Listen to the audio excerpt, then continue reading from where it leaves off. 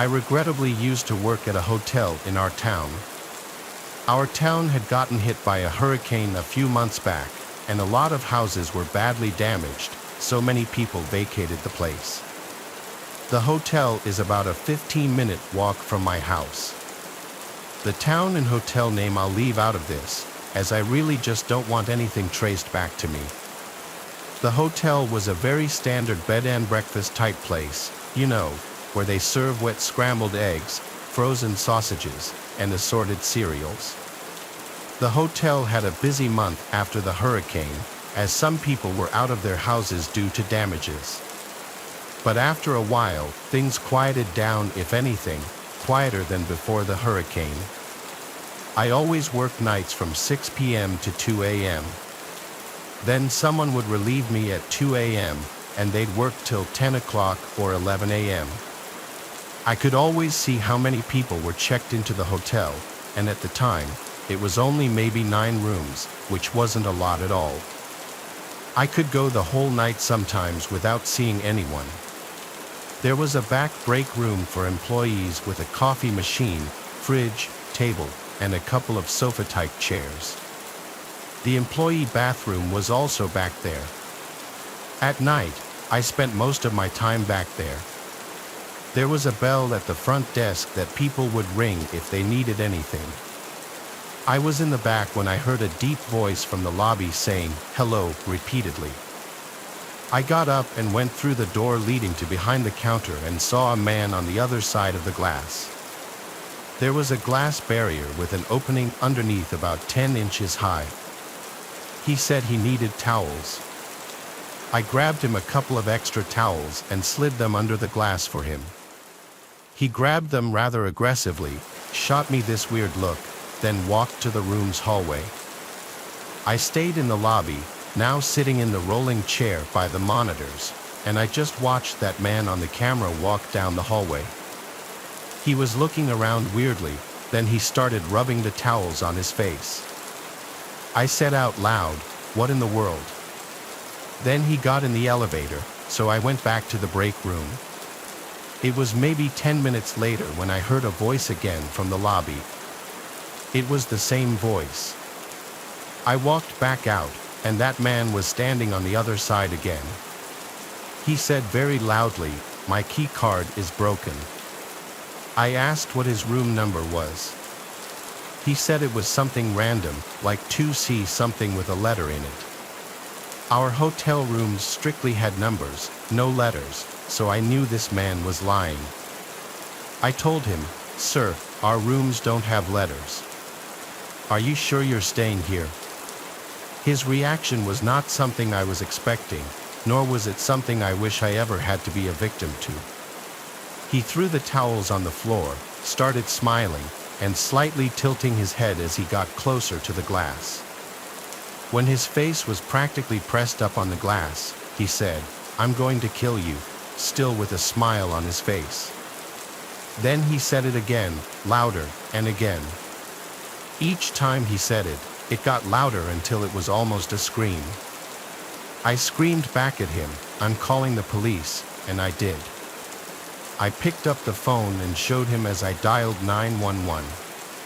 He kept his disturbing smile as he now started mocking me, calling the police.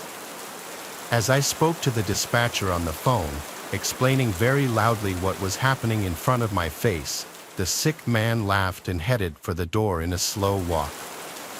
I told the dispatcher he was leaving, and when he was gone through the doors and out of sight, I said he was gone. She asked me if I still wanted an officer to show up, and I said no, it's all right. So the next couple of hours of my shift went slow.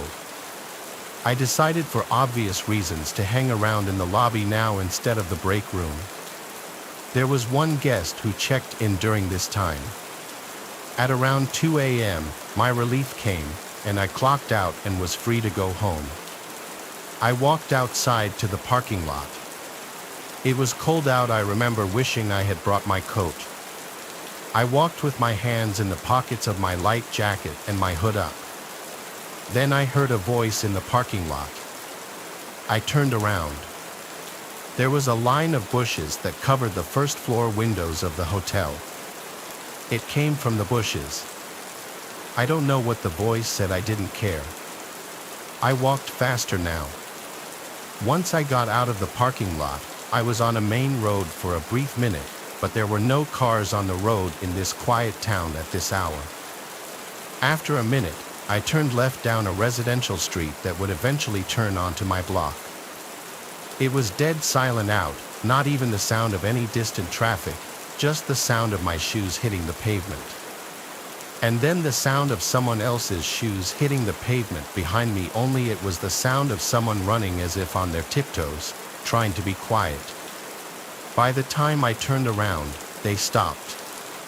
There was a car right behind me, and I almost knew that there was someone hiding behind it. I heard laughing and then a familiar voice saying quietly, "I'm going to kill you." Without even seeing him, I knew it was that man.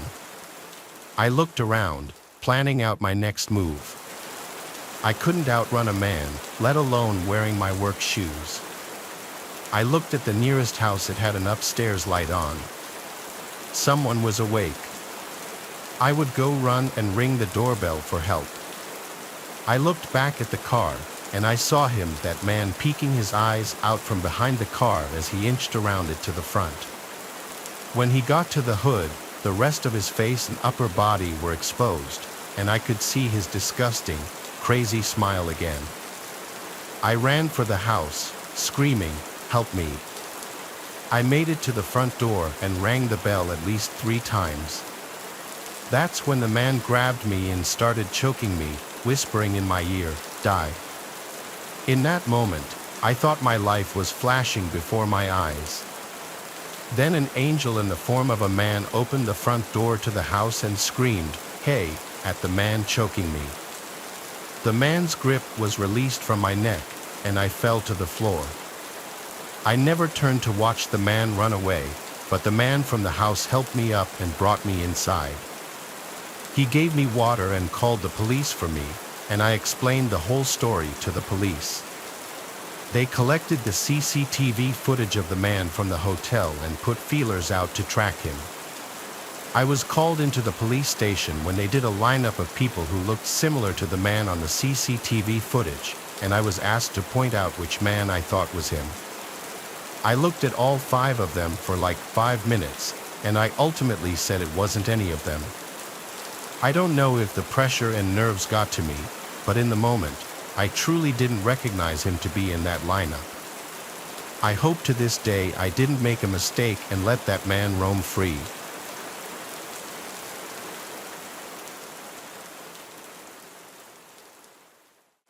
This happened about 2 years ago. I was out for a long walk in the woods, an activity I frequently do, especially in the summertime. On this day, I'd set out early. The route I typically take is in a large woodland with many different paths that take you deeper and deeper in. This time specifically, I decided to make a bit of a change to my usual routine. I decided to walk down a bank in order to walk alongside a river. You could catch glimpses of it if you were higher up on the path, but for the most part, you could really only hear it. It was also much more remote when compared to the other paths. I had been out for 3 hours at this point. I had a book, food and drink, and a first aid kit in my bag. I'd walked far and kept walking, exploring the area. However, I couldn't help but feel uncomfortable. I tried to ignore it, but it was intense. I'm usually one for the quiet outdoors in nature, but this feeling I had kept making me look behind me to the point where I was no longer relaxed. As I got deeper into the woods, the loneliness became unnerving. I figured I was just scaring myself and tried not to play into it. That's when a cloaked figure with gloves on ran out in front of me. I instantly jumped and felt extremely alarmed. The figure had a mask on, a crow's mask, like, think a plague doctor mask. I wanted to run, and everything inside me was telling me to run, but for whatever reason, I really wanted to seem like I wasn't bothered and that the figure had failed to cause much of a reaction. So I awkwardly said, "Okay, good one. I'll be on my way now." The figure didn't say anything. Rather, it began tilting its head as I walked around it and continued down the path. It was just standing there, watching me. I was extremely creeped out.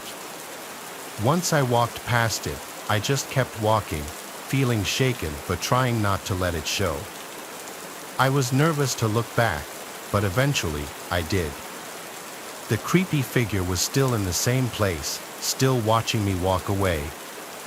He, or possibly she, gave me a wave, but not a friendly one, just a sinister one. I don't really know how to explain it, but it was slow and felt threatening. I was stupid.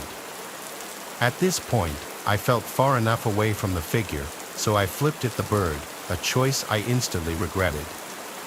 The figure went from standing and waving to a full-on unhinged run in my direction.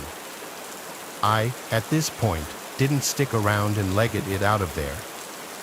The figure was making intense, loud, and almost demonic noises as it chased me.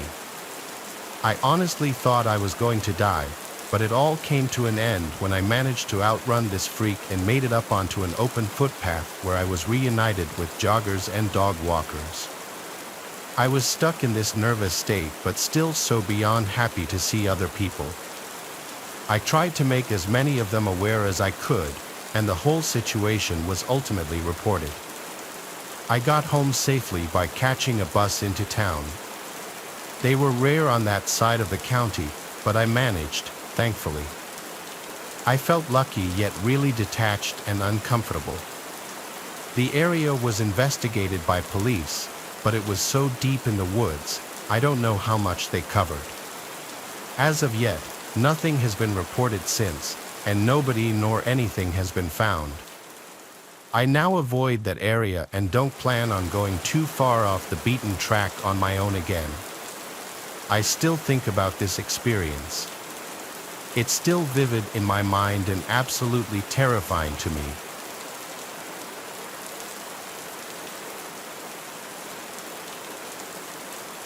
This happened years ago when I was 20.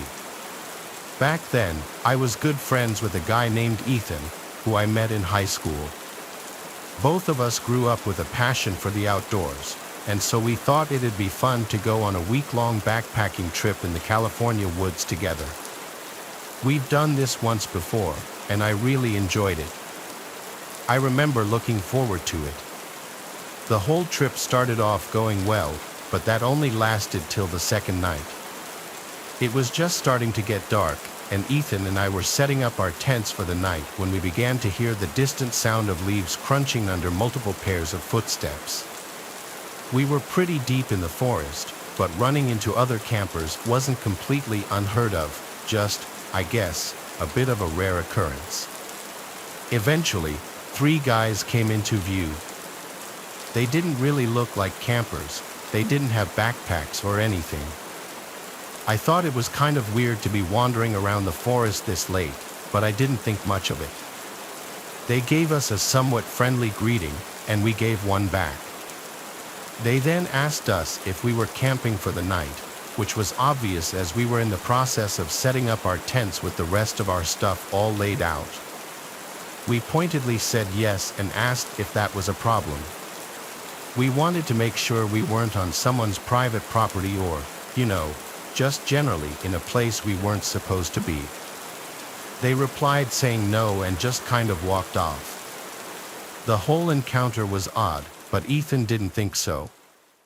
He pointed out how they were most likely just hunters in the area, as all of them were armed, something I myself didn't notice. Got to a few hours later, and Ethan and I were now asleep in our respective tents. This was around the time I woke up to the sound of yelling, like multiple voices shouting in the distance. I yelled out to Ethan to see if he was awake. He was and was just as confused as I was. It was 2 a.m. when this happened. Our conversation was then interrupted by multiple gunshots. They honestly sounded like they were getting closer. I asked Ethan if he thought that whoever these people were just hunting. He responded, saying, "No, dude, there's no way they're hunting this late. I think we should go." My heart started to race, now realizing the reality of the situation we were in. We both unzipped our tents, grabbed only our bare necessities, and started hastily moving west. We moved for maybe half an hour before stopping. The yelling and gunshots were now barely audible, although they were persistent, continuing off and on up until sunrise. All night, we basically just sat there, listening to them, both wide awake from a mixture of fear and adrenaline. When the sun finally rose, we discussed what to do next. Ultimately, we decided we would wait until noon before heading back to our campsite. The plan was to then quickly pack up all of our stuff and make the trek back to our cars, cutting our trip 5 days short. Fast forward to noon, and we started cautiously heading back. When we arrived, the sight we were met with was nothing short of horrifying. Our campsite had been completely ransacked. Almost all of our stuff had been damaged. This is thousands of dollars in equipment we're talking about. But most disturbing were the bullet holes shot into our tents. You don't have to be that smart to conclude that these people had genuinely tried to kill us. Further supporting this theory is the fact that nothing was actually stolen from our campsite, it was all just damaged. As far as who did this, we don't know. The only people we can really pin as suspects are the 3 people that walked up to us as we were building our tents. But this begs the question, why? Why would they do this? The whole experience has left us with more questions than answers. Nothing about it makes much sense, but I know I myself just feel lucky to be alive.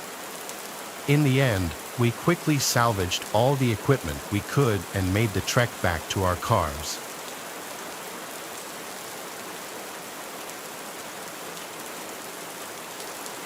Nowadays, I don't camp nearly as much as I used to. I'm 24, and ever since I was young, I've been into hiking. Now, I get hiking isn't all that appealing to most people, but because of where I live, it's pretty easy to get into. You don't have to travel all that far for a pretty stunning scenic view. I try to find a new trail to hike every weekend. Typically, I'll hike alone, so I always keep a knife in my backpack for protection against wildlife. Should it ever come to that, though, in all my years of hiking, I've never once had to actually use it. In fact, I've never run into any dangerous situation while hiking. Well, at least up until a few days ago. I was driving to a heavily forested hiking trail I'd never been to before. Now, I hike in the afternoon, and this happened around the time of year where the days were starting to get shorter. In other words, the sun was setting earlier and earlier each day. This was a key detail that I had completely forgotten about prior to leaving. Only after I started driving to the place did I realize it would be completely dark outside before I would even be able to finish my hike. A decision I still regret making is deciding to do the hike anyway. I got a bad feeling about it right when I started. Fast forward a few hours, and I was now about 85% finished with the route I picked out. By this point, it was almost completely dark. I had a flashlight, but still, the whole scene was pretty eerie. This portion of the trail was deep in the forest. It was so dense with trees that the moonlight could barely even find its way through. Don't get me wrong, it was beautiful scenery in the day, but alone at night, it was nothing short of disturbing. It was then that I was really starting to regret my decision to carry out the hike. That's when I saw light up ahead on the trail. As soon as I shined my flashlight in its direction, it immediately got turned off. I didn't know what it was, but I couldn't exactly turn back, so I was pretty much forced to go directly towards where it had been. In the back of my mind, I knew the chances of it being another hiker in the dark were slim to none. Eventually, I reached where the light came from. There was no one. Instead, there was a large duffel bag lying on the ground. I began scanning the trees with my flashlight. That's when a large, probably 6.5-foot man stepped out from behind one of the trees. My body completely froze up. There I stood, like a deer in headlights, shining my light on the guy. He then slowly revealed a machete from behind his back. Seeing this, I started running for my life down the trail and in the direction of my car. I looked behind me, and the guy was chasing me. I dropped my backpack so I could run faster. When I finally reached a clearing in the forest and could see my car, I was still sprinting. I grabbed my keys from my pocket and unlocked it. I got inside, locked the doors, and had the engine on in less than 5 seconds. However, the guy was still behind me and was able to completely slash one of my back tires before I could drive off. I drove on an almost completely flat tire for the next 5 miles back to my house. Right as I pulled into my driveway, I called the police and reported the man. Although I have no idea if he was found, quite frankly, I have no idea if the police even searched for him.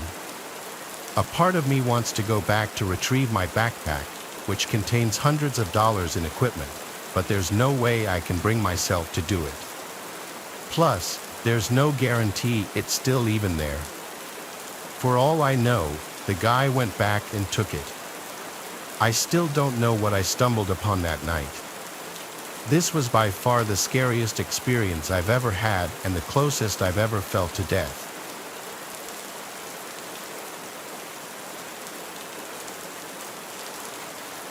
In 2014, a man named Blair and his wife Farah were spending a weekend together on Vancouver Island, which they had done many times before. The couple has a lot of experience on the island and just camping in general. Vancouver Island provides an optimal camping setting because of its mix of scenic beaches and dense forest. The couple had many successful camping trips on the island until something truly terrifying happened to them on their final outing on the island. Blair and Farah were far from any roads or civilization, enjoying the solitude. They set up camp on a beach, a good distance from anywhere, and kept a fire going. To get to the trail leaving the beach was 1 kilometer along the beach and 2 kilometers to the road through the forest. The couple had met another camper named Claude from New Zealand, who they ran into earlier that day on the beach. Claude was planning on sleeping in his van, which he parked back up on the road. The couple invited him down to the beach for a fire, and the three shared a bottle of wine, talking amongst themselves around the fire. This is where things started to get a little creepy. The sun was starting to go down by this point, and the trio kept hearing what sounded like female voices from behind them in the bushes dividing the beach from the forest. It wasn't too dark out yet, though, so it was still possible that they were just other hikers or campers nearby, or even a group who anchored offshore and the sound was just bouncing in a weird way. All three of them could agree that they were hearing female voices.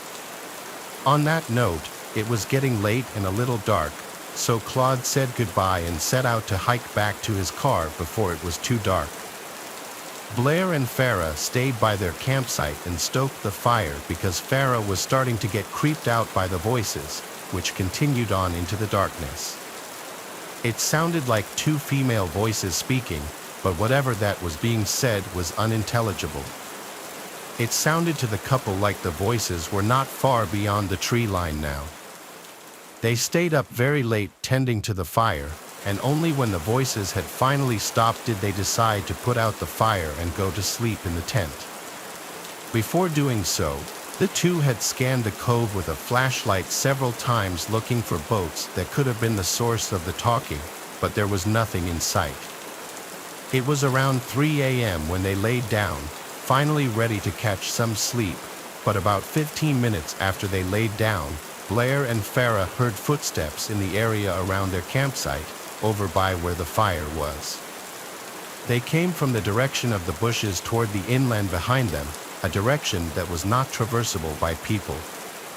The couple lay there hoping it was just a bear or any animal, because the only bears on the island are black bears, which usually are very timid around people. The footsteps went from the fire, then over to the tent, then back into the woods. 5 minutes later, the footsteps came back again to the fire, and now, clear as day, there were two female voices talking gibberish very loudly. Their communication did not resemble any languages known to Blair or Farah, and they seemed to be talking over each other, having what could barely be considered a conversation at full volume in the dead of night, very far away from civilization, without using lights to navigate through the dense brush relatively quietly in a direction that seemed impossible to traverse on foot. The two voices moved from the fire pit area over to the tent, still talking at a loud volume. They stood over the tent talking for a few seconds, then went completely dead silent. They went back into the woods to never be seen or heard again. Blair and Farah lay there completely frozen and afraid for a long time. They woke up around 11 a.m. the next day because of how late they fell asleep. They packed up first thing and never returned. The couple probably made the best decision to remain quiet in the tent, not drawing attention to themselves from whoever or whatever was outside.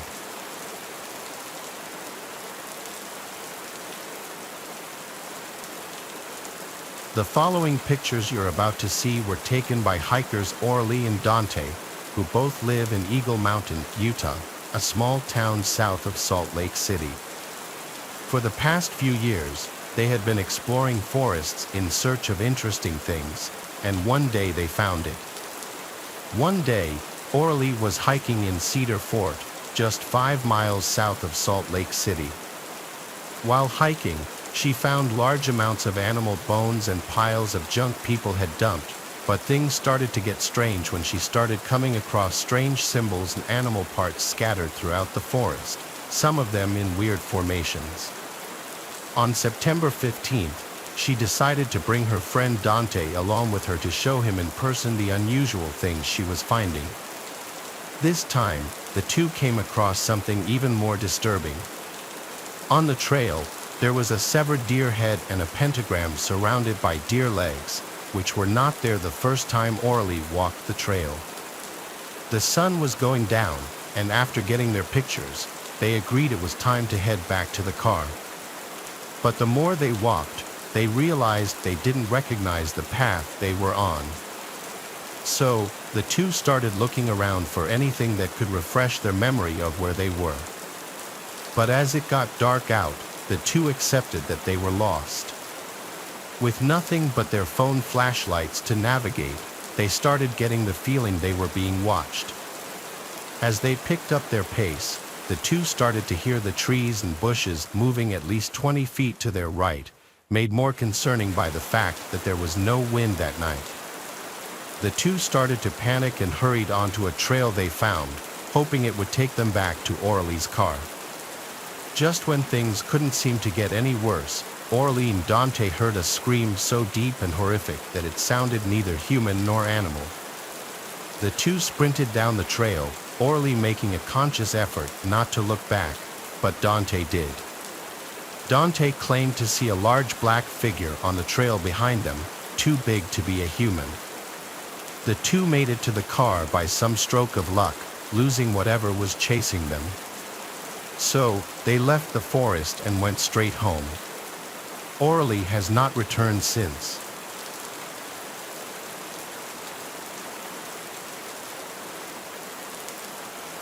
Enzo is an avid hiker who in 2016 was visiting his brother in upstate New York near Downsville. Enzo's brother owns a small house and a barn up there, and from time to time, Enzo and other family members would go up to visit. This was in the late fall, and so the foliage was already mostly orange and more than half of the leaves had fallen off the trees. Enzo was hiking a narrow trail which was not far from his brother's place. This trail is in the middle of a very rural area and it connects from the occasional property to property.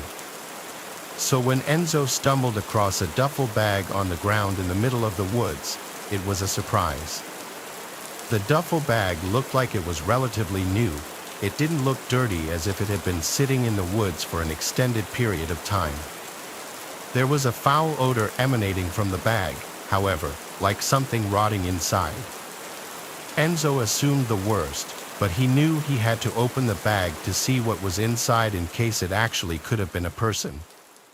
He was building up the courage to open the zipper to the bag, but before he could, he heard footsteps approaching from off the trail and a voice saying, "That's mine, please don't touch it." A large man in a dirty jacket and jeans was quickly approaching from the woods and grabbed the duffel bag off the ground. The two exchanged looks for a moment. Enzo told the man he assumed the bag was forgotten by someone, and the man told him he was storing his kill from his hunt in the bag. Even though Enzo isn't a hunter, he knew it's standard to use a cooler for storing fresh kill, not a duffel bag of all things. This also wouldn't explain the foul smell so soon, as usually dead bodies only start to smell after a few days, not right after death. So he apologized and continued walking down the trail with a little more speed in his step. It's likely the man noticed Enzo's nervousness because he heard the duffel bag get dropped on the floor as he was walking away, but as he looked back, he didn't see the man anymore. Enzo nervously continued along the trail, taking out his phone to try to call his brother for an emergency pickup by the road, but he didn't have any reception in the woods. All he could do was press forward and avoid crossing paths with that man again. But as he continued on, he kept hearing leaves crunching from not far behind him, and any time he'd look back, the coast seemed clear. Eventually, his fear that he was being followed became real. He saw that man following him in the distance in a stalkerish manner, hiding behind a tree. Without thinking, Enzo started to run as fast as he could down the trail. He knew he was being followed without even looking back because he could hear the leaves being crushed not too far behind him. Enzo came to an abandoned-looking property with overgrown grass, and having grown too winded to continue running, he attempted entry to the old house through the back door and was able to get inside. Enzo hid under a cot in the first bedroom he found, and he heard the back door open again, followed by heavy footsteps moving in a hurry. They went from room to room, and Enzo could hear the man's heavy breathing from also being out of breath. The man's footsteps came into the bedroom just for a second and left right after. He didn't look under either of the two cots. Enzo heard the back door to the house open and slam shut again, but he laid under the cot for another half an hour, not taking any risks. He only got up when he realized it would be dark soon and he needed to get to a road to call for help. He proceeded to leave the house and run down the dirt trail by the house that was most likely once used as a driveway, which led him to a road. From there, he eventually hitched a ride with a passing car who gave Enzo a lift back to his brother's house, where Enzo would call the local police department and report his encounter. Given the severity of the case, police showed up at the house to get a more detailed description of the man's face, the location it happened, and other information. Though it was never technically confirmed what was in that duffel bag, the rotting smell would already be clue enough. But the fact that the man so intently chased after Enzo shows that he was hiding something that he didn't want any witnesses for, most likely dumping a dead body all.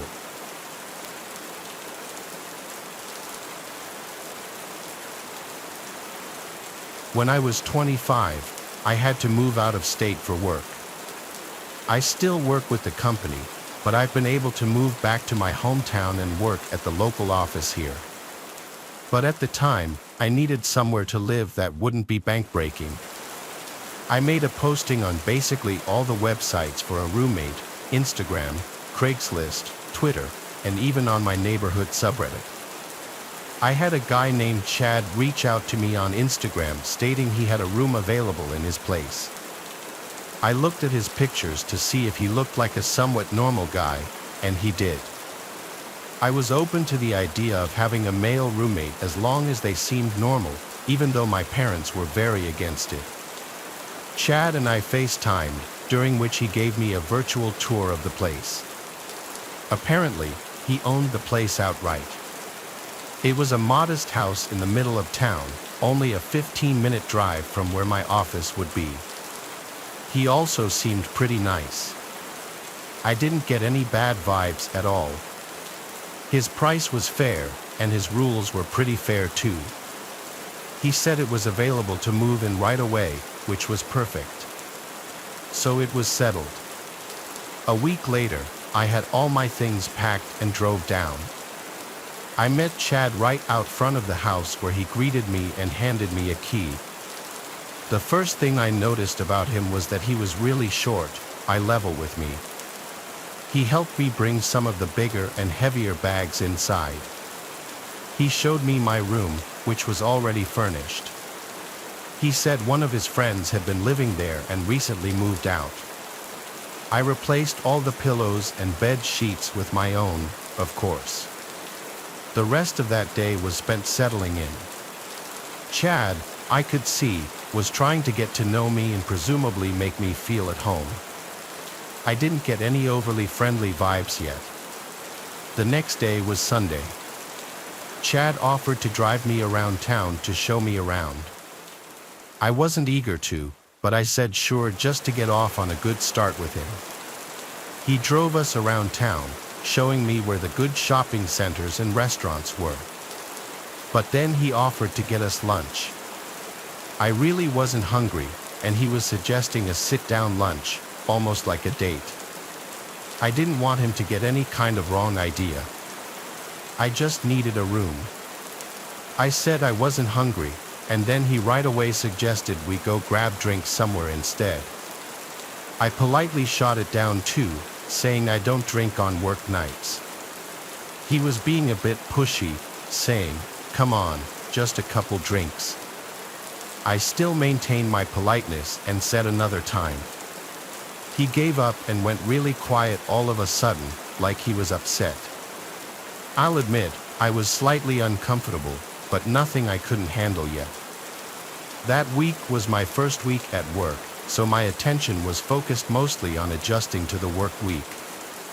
It wasn't until a few days into the week that I got home, did my laundry, and noticed my hamper full of clothes seemed moved, like the clothes weren't how I remembered they were left. And it wasn't until I was loading the washing machine that I noticed a pair of my underwear was missing. I checked my room top to bottom like 5 times. It was gone. I had a disturbing thought. What if Chad? No, I refused to believe that just yet, and there was no chance in hell I would confront him and ask him that. Still, I was now starting to wish there was a lock on the bedroom door.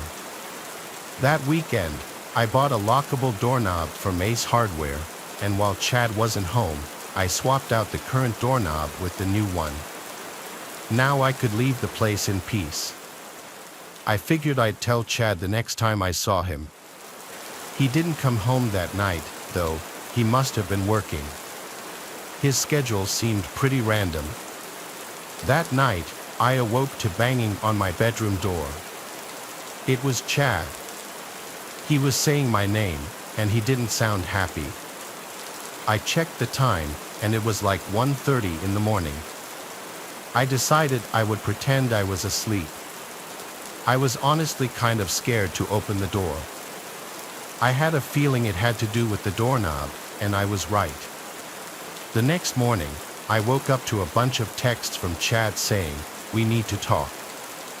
Be home after work." I simply responded, "Is this about the doorknob?" And he responded back, "Yes." I apologized to him and said I was planning on telling him. He replied back, "It comes off today." I was getting incredibly nasty and weird vibes from his tone. My next response, I thought out a little longer and basically said how I hoped he could sympathize and understand that I'm a girl and I just feel safer being able to have privacy in my room.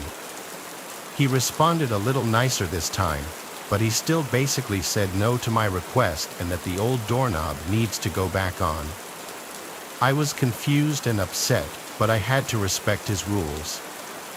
I did also install it without telling him, so I felt like he had a right to be kind of mad. But how did he know I changed it? It's not like I had the old doorknob sitting out in the open. The idea that he tried coming into my room that night kind of scared me. I changed the doorknob back the next day and returned to Ace.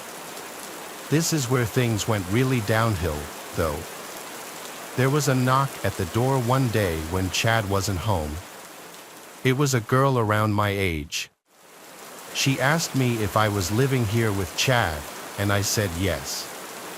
She warned me to get out of there immediately, that Chad has multiple restraining orders against him from different girls and he's known to be a very dangerous, creepy stalker. I was at a loss for words. I asked her how she knew I was here. She said she knew that he was trying to rent his room and that it's not surprising he opted to have a girl move in. She said she saw me moving in and wanted to wait till he wasn't home to come warn me. I thanked her so much. I truly was terrified now. I had already paid Chad for the entire month, and I didn't know what to do.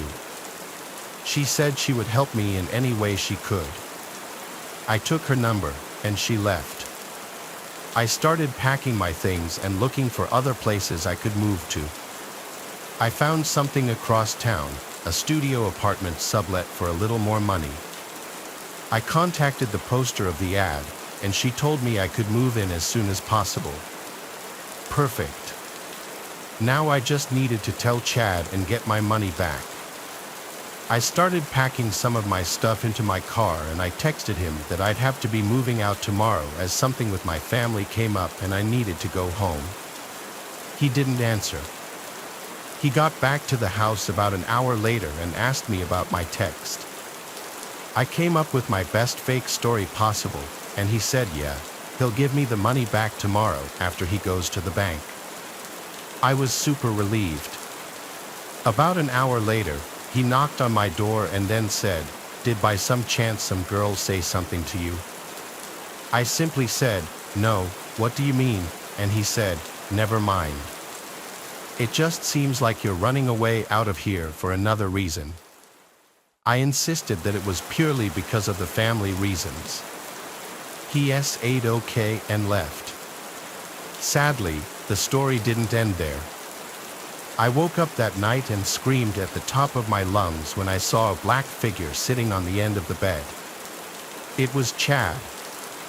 He turned and put his hand on my mouth and went, "Shoo." I said, "Please don't hurt me," and he responded, "Why would I hurt you?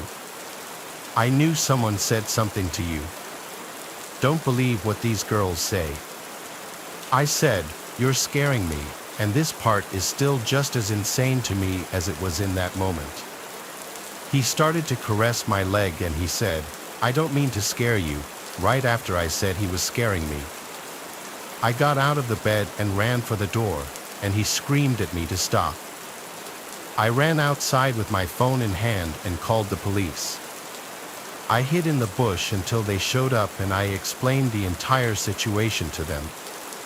They made Chad come outside and give his side of the story. Basically, I told them I just want to get all my stuff out of the room and I'm leaving. So the cops stayed there as I collected the remainder of my stuff and brought it all to my car. I also insisted on Chad then owing me the money back while the police were there, and he did so. Actually, the whole time the police were there he tried his best to act like some normal dude. I could tell one of the officers then pulled me to the side to tell me that this guy had been arrested before for other incidents with women, but Chad denied ever coming in my room or touching me or anything, so it was all he said, she said. I left the house and went straight to a hotel for the night. The next day I moved into the studio apartment. Luckily, the girl who posted it was able to facilitate my quick move-in. I have never, and will never, live with another man who's not my boyfriend or husband ever again, or just anyone I don't know for that matter.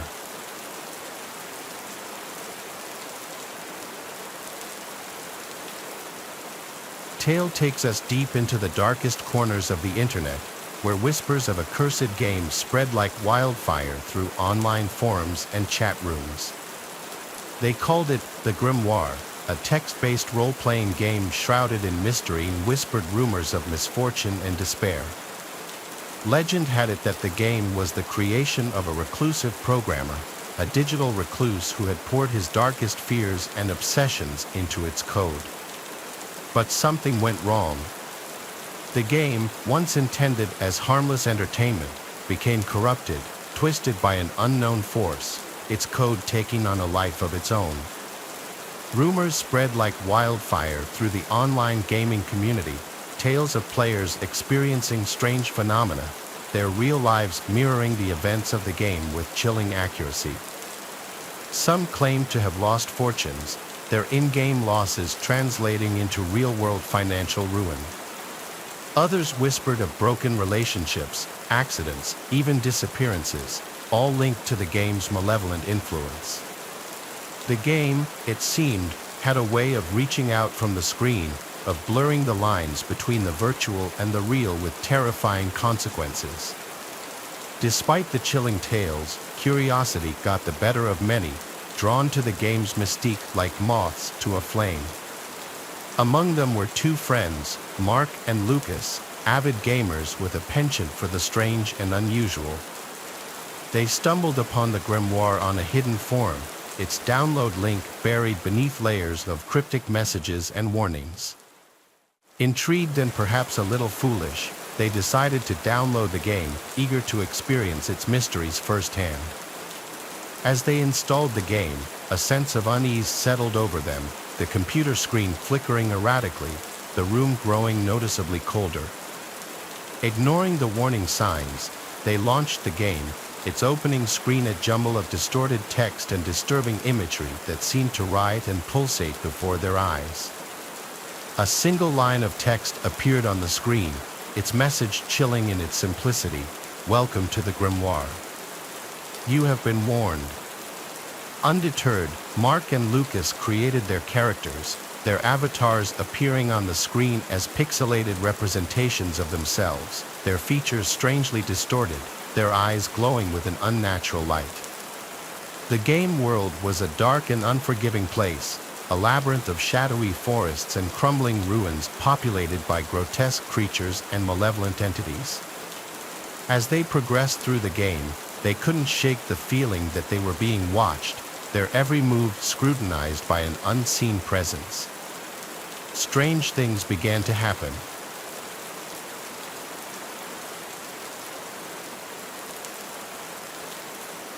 This is something that happened to me when I was much younger. I believe I was about 11 or 12 during this time. I lived at home with my older brother and my parents. One of my favorite things to do after school most days was to unwind by playing some video games. I would go upstairs to my bedroom and start playing on my PlayStation 2 for a while. Sometimes, I would play all the way until it was time for dinner. So, one day I got home from school and went straight up to my bedroom to play some video games. Both my parents were still at work, and my brother was still at school. That's how things usually were for an hour or two after I got back on most days. I remember playing video games, and a little while in, I heard my brother getting home downstairs. The front door opened and closed, and I heard him walk inside. I thought nothing of it and I kept gaming. But about an hour later, I got a call from my mom. I had a home phone in my bedroom and saw through the caller ID that it was my mom's cell phone. When I answered, she told me that she was on her way to pick up my brother from his friend's house, and they would be home soon. My dad was going to pick up some food on the way home from work, and she wanted to know what I wanted. I told her whatever food it was that I was in the mood for that night. Then we said bye, and I hung up. It was only after ending the call that I realized it was strange that my brother was not home. If he was at a friend's house, then who had I heard entering our house? My heart started racing, and I had a terrible feeling. I carefully walked to my bedroom door and opened it up. I had never heard the person walking upstairs or near my bedroom. I didn't know where they went after entering the house. So, after not hearing or seeing anything, I left my bedroom. I quietly walked down the hallway and looked downstairs. I still saw nothing. Then I went down the stairs. Once there, I walked around the main level of the house looking. I did not see anybody, but when I was near the kitchen and kind of the front door, I heard a noise coming from the basement. It sounded like somebody was down there. I quickly ran away and went back upstairs to my bedroom.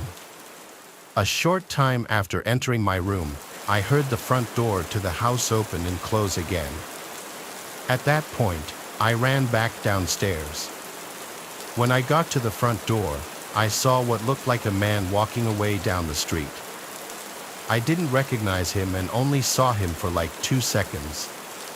It might not have been the same guy who had been in the house, but I think it was. I then locked all the doors and called my parents, who then called the police. The door had been left unlocked for when my brother got home. I hadn't known he was going to a friend's house. Looking back, I can't believe it happened. I didn't even know I was home alone with some random guy downstairs. I'm really glad that he didn't go near my bedroom.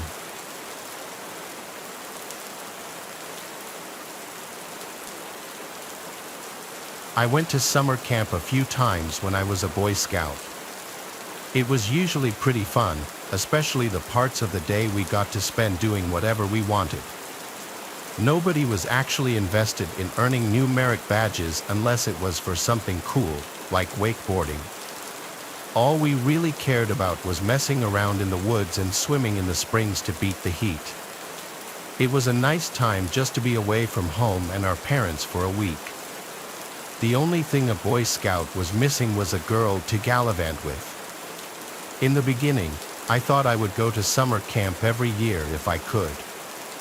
However, things took a turn when I was 13 years old. After this trip, I left my troop and never went camping again. It was on the 4th day of summer camp, right in the middle of everything as far as responsibilities were concerned. It was a light day for me and my friends, 4 of us in all. We ran around the main common area of the campgrounds, used our allowances to buy ourselves each a souvenir knife at the general store, drank some yoo-hoos, and threw some tomahawks with the weapons guy between his classes. Eventually, 2 of us decided that we were getting tired and sweaty and just wanted to sit around in our tents until dinner time. But my closer friend Enoch and I wanted to keep it going. There was a network of trails that snaked all around the various campsites. We'd already taken the trail to the springs, so Enoch and I wanted to do a little more exploration. There were just the 2 of us, so we both had canteens full of water and snacks in our pockets, along with knives and cordage, a map, a compass, and I had a small first aid kit. We thought we were prepared for whatever we would run into out there. We didn't plan on going far either since we had to be back in a little under 3 hours for dinner. We set out from our troop's campsite with plenty of daylight left and made our way into a mosquito-infested area of woods. The canopy shaded us pretty well, and the air was humid and stifling. We wanted to see what it was like out there, but all we discovered was that the trees were a bit taller. It wasn't long before we started to make conversation over the sound of afternoon bugs, the sort of bonding you would expect to occur between 2 13-year-olds in the woods. We talked about girls mostly in the ones that we thought were ugly, so on and so forth. None of it was very tasteful, admittedly. We jokingly proposed that it was possible for us to go far enough that we would find our way into the Girl Scout section of the campgrounds, which did exist but was well separated from the Boy Scouts. Then, our surroundings started to change inexplicably. Suddenly, there was a breeze washing away the warm blanket of moist, motionless air and replacing it with cool, dry wind. Initially, this was a great relief to me and Enoch, who had been sweating profusely for hours, even in the shade. It also seemed to drive away all the mosquitoes and gnats, which was a welcome bonus. But just a few moments later, the woods quickly darkened, and the sky above us, between the branches of the canopy, went from vibrant blue to a pale gray. "Hey Enoch," I said, concerned, "I think it's about to rain." "No kidding," he agreed. "More like we're about to get caught up in a thunderstorm. Should we turn back?" I suggested. "No," Enoch replied with confidence, looking down at his compass. "The trail that we're on loops back to camp. Right now we're heading due north, which means we're right in the middle. We might as well just keep going." "Well, sure," I said. Enoch seemed to be pretty confident about his navigation skills, so I let him make the decision to press on. However, the threat of being soaked to the bone put a damper on the mood, and as such, there was a lull in the conversation. We hiked on, listening for oncoming thunder and waiting to feel the first raindrop land on our heads, except it never came. The darkness that descended on us only increased, but rain never fell. "Hey Enoch," I said again, even more concerned this time. "Will you check the time, man? I think we might have missed dinner." Enoch looked down at his watch. "No way, man. We've only been hiking 4, and then, suddenly, Enoch went silent and stopped in his tracks. "What is it, man?" I asked. "My watch is dead," he said gravely. "How is that possible? I thought you replaced the battery before going to camp." Enoch silenced me and started looking all around. "You hear that?" he whispered. I listened but didn't hear anything. Actually, I heard so much of nothing that it struck fear into my heart. It was totally silent, not a sound in the woods all around us. It was an unnatural quiet, devoid of any cicadas or even flies. For a minute, I peered deeper and deeper into the woods with my ears and heard only silence. Until finally, I heard singing, angelic singing, but it was so soft and quiet that it was almost inaudible but unmistakably the voice of a beautiful woman. Just by the way Enoch looked at me in that moment, wide-eyed and grinning, I knew he heard it too. "Oh, it's the Girl Scouts," he exclaimed. Before I could even respond, he bolted into the woods to go after the sounds. "Wait, Enoch, stop," I started to go with him, but by the time I had taken 10 steps off the trail, I realized I couldn't see well enough to go any farther. It was like the sky had fallen, darkness, like the dead of midnight, had snuffed out the light of day in merely a moment. A deep sense of dread filled my body, telling me to turn back. I backtracked the 10 steps I had taken without even turning around until I felt the flatness of the trail beneath my shoe again. At this point, all I could hear was my own breathing and heartbeat, and the singing, whoever was in the woods, growing louder and drawing near. But something was wrong. The sound no longer came from a single direction. Somehow, it was circling all around me, closing in on me. It was too loud to bear, and I felt like it was putting physical pressure on my body. I tried to cover my ears, but it was just useless. It all became a single, piercing cry. Finally, I heard a scream, a boy's scream. It cut through the cacophony and returned my surroundings to total silence, except for the echo of someone's cry for help. "Enoch," I called into the woods. "Come back," there was no reply, A moment later, I heard a twig snap on the trail from the direction we'd just come from. I hoped to see Enoch, but I didn't. Instead, there was an inhumane figure at the nearest bend in the trail, the shape of a tall woman, but composed of no flesh or bone whatsoever, only ominous light. As I gazed upon whatever spirit this was, it suddenly raced toward me. What I did next was pure instinct. I abandoned Enoch and ran blindly down the trail as quickly as my body could take me. I didn't stop until I spilled out into the campsite again, collapsing to the ground. When I looked up, I saw that everything was different. The sun was shining, the woods were alive with birds and bugs, and all of my friends were coming to see what was wrong with me, why I was so upset and panicky. I couldn't speak a word for hours. When I could finally tell the scout masters what happened, they didn't believe me. They sent a search party for Enoch, but they couldn't find a single trace of him. Even the police were never able to locate him, he simply vanished. Suspicion eventually turned to me because the story I told was so unbelievable.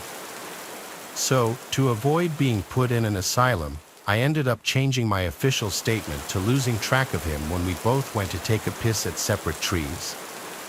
I turned my back for just a minute, and then he was gone. In my worry and panic, I thought I saw something that wasn't there. But it's all lies because I know what happened.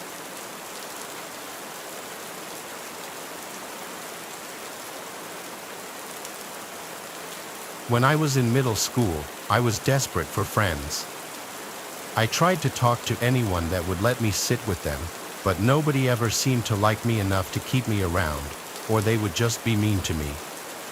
That's why, when the two prettiest, most popular girls in school, Azure and Alita, invited me to a sleepover with them, I was thrilled.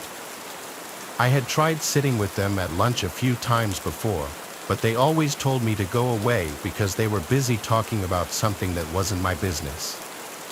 Then, on the last day of school one year, they both came up to me while I was sitting by myself. They said they really wanted to hang out with me over the summer but didn't want other people to see us hanging out together while we were still in school. Even as a naive and lonely middle schooler, I knew that was a severely underhanded invite, but I accepted it with enthusiasm anyway.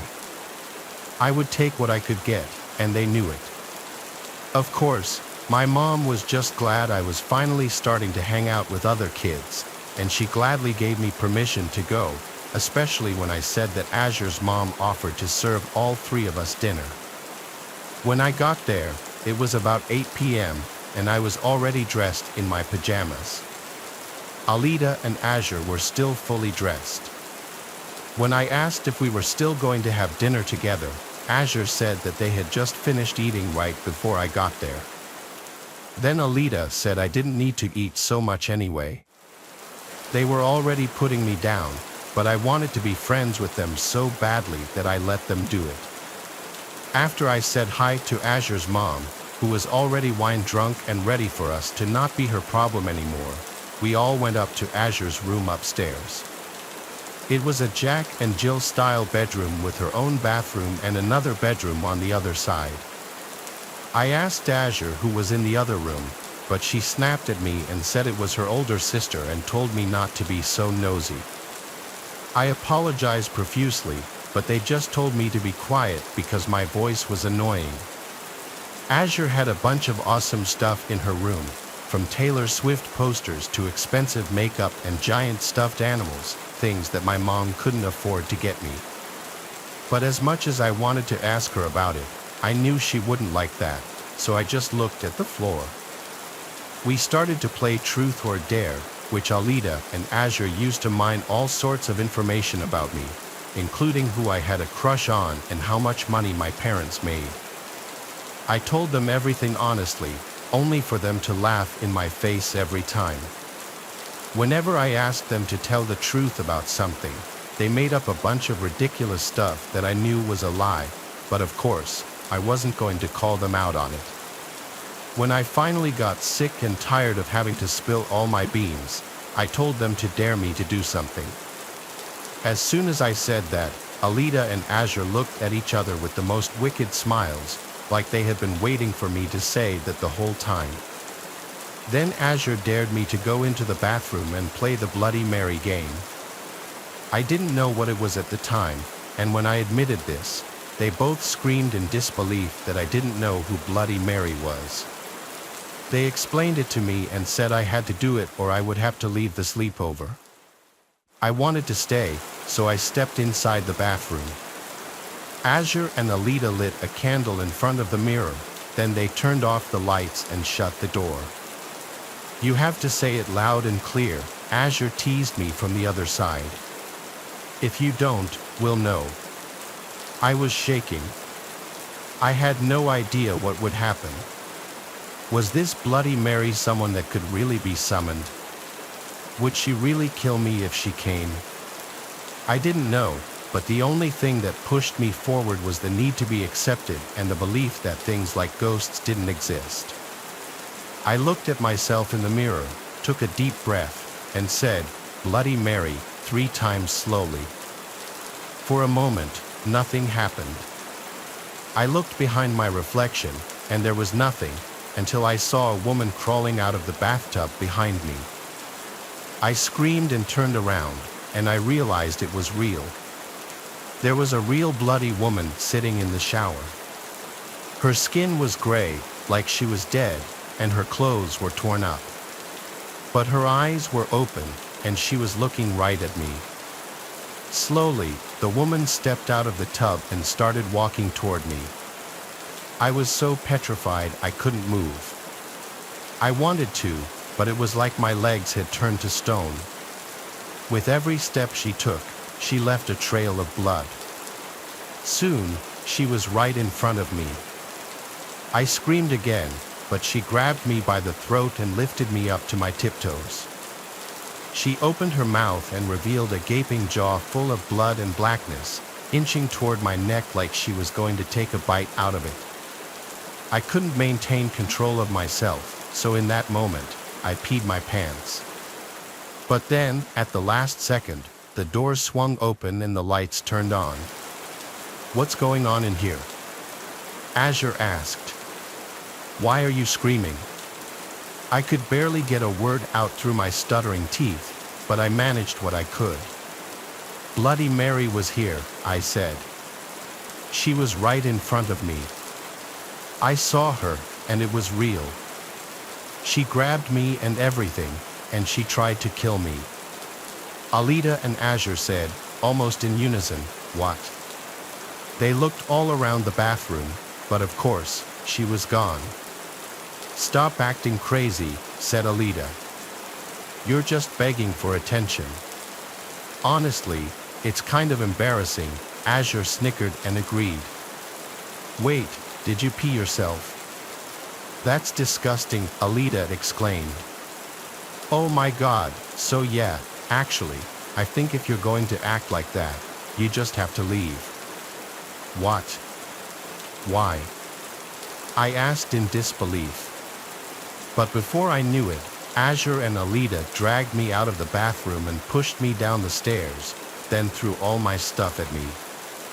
I crawled to Azure's mother, a sobbing mess, and begged her to call my mom. Based on the look in her eyes and the way she sighed, I think she was very close to just letting me cry myself to sleep on the ground. But thankfully, she had the basic decency to call my mother so I could get out of that awful house. I never fully explained to my mother what happened, except for the fact that they were so mean that I cried. I hid the bruises from being pushed down the steps, and I wore turtlenecks for the next few weeks to hide the bruises on my neck. That was how my summer vacation began that year. Needless to say, I never left the house again until school was back in session. As for Bloody Mary, Azure and Alita's gaslighting was so effective on me that I honestly believed she existed for over 2 years after that. Until one day, I told this story to my first real friend in high school, and they explained to me the obvious truth that it was just Azure's older sister in a convincing costume.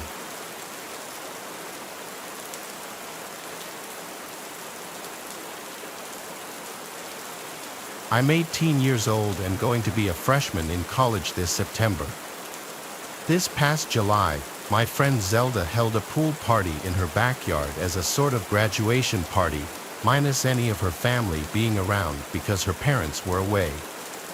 She often has the house to herself, so her parents' house is the go-to spot for a lot of hangouts. She invited like 100 people from our grade. There had to be upwards of 150 people there at the night's peak.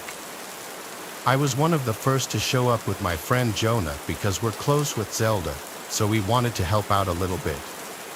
By the time people started showing up, everyone congregated slowly from the kitchen and living room to outside in the backyard by the pool. Some people brought their bathing suits and jumped into the pool, others just jumped in their underwear, and then, of course, most others just stood around the pool.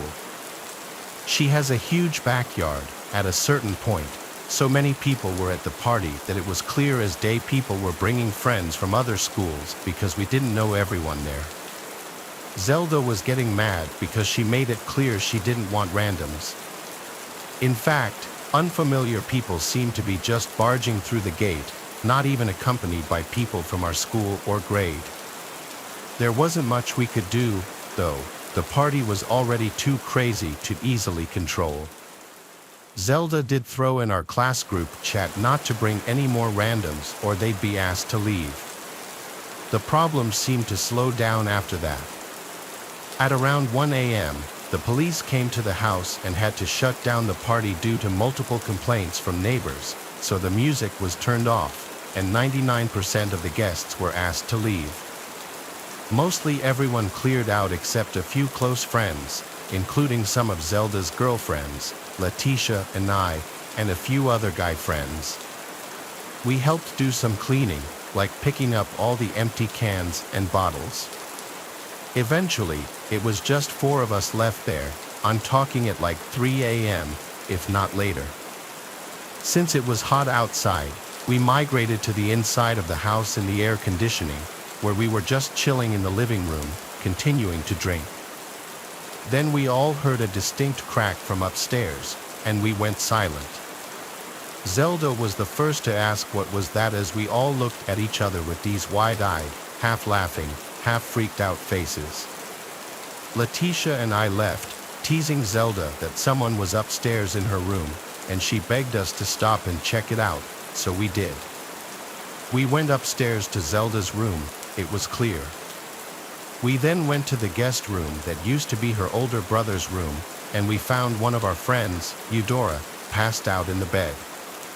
We went downstairs to tell her that Eudora was upstairs and knocked out. I guess that gave her a sigh of relief.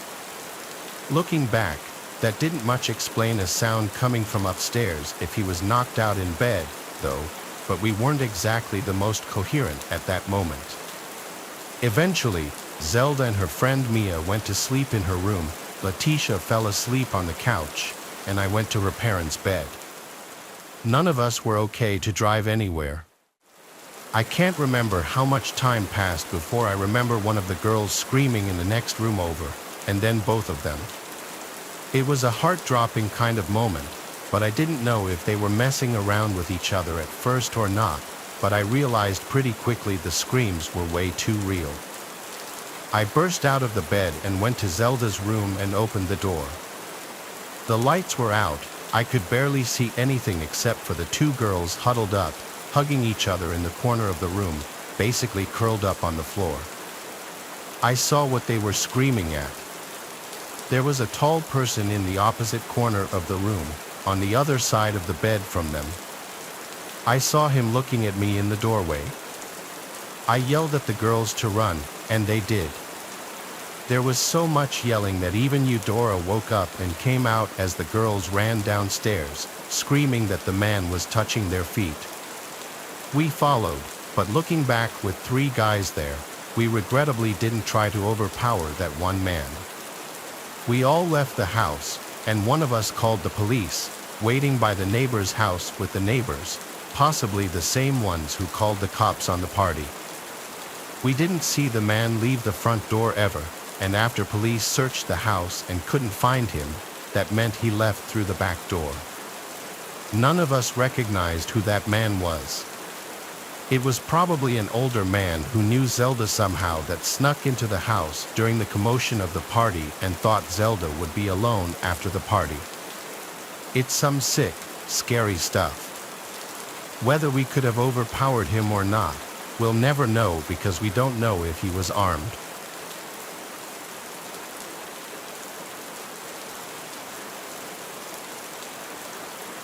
There's a nice quiet scenic creek not far from my house. I like to drive my kayak up to it every once in a while on the weekends in the summer. This one particular weekend was one of those weekends.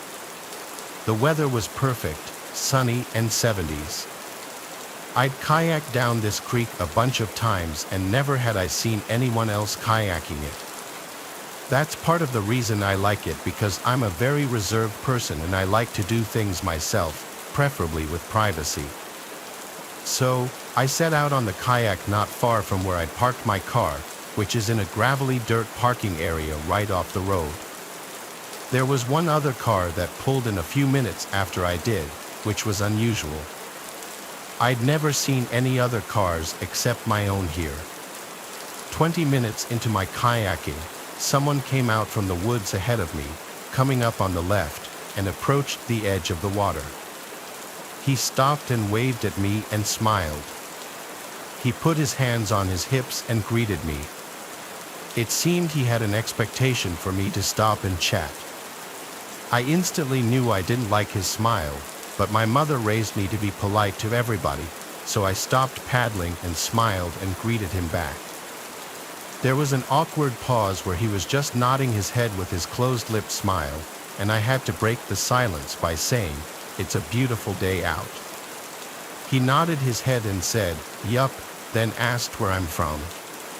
I made something up and said, "From up north, just visiting." He clearly lacked the ability to hold any sort of conversation, and that's coming from me. I'm not the most social person myself. So, I wanted to just move along. I told him to have a great rest of his day and continued onward down the river. Never in a million years was I expecting what happened next to happen. I turned when I heard a snap of a stick or something from not far behind me. There, in the not-so-far distance, was the guy hiding behind a couple of trees, seemingly following me. I was disturbed and uncomfortable, like he was clearly trying to not be seen. I was scared to call him out in fear of how he might respond, so I pretended not to notice him and continued to kayak down. I would continue to side glance every so often to see if he was still following me, and he was. I had never wanted to see someone else in the water so much in my life.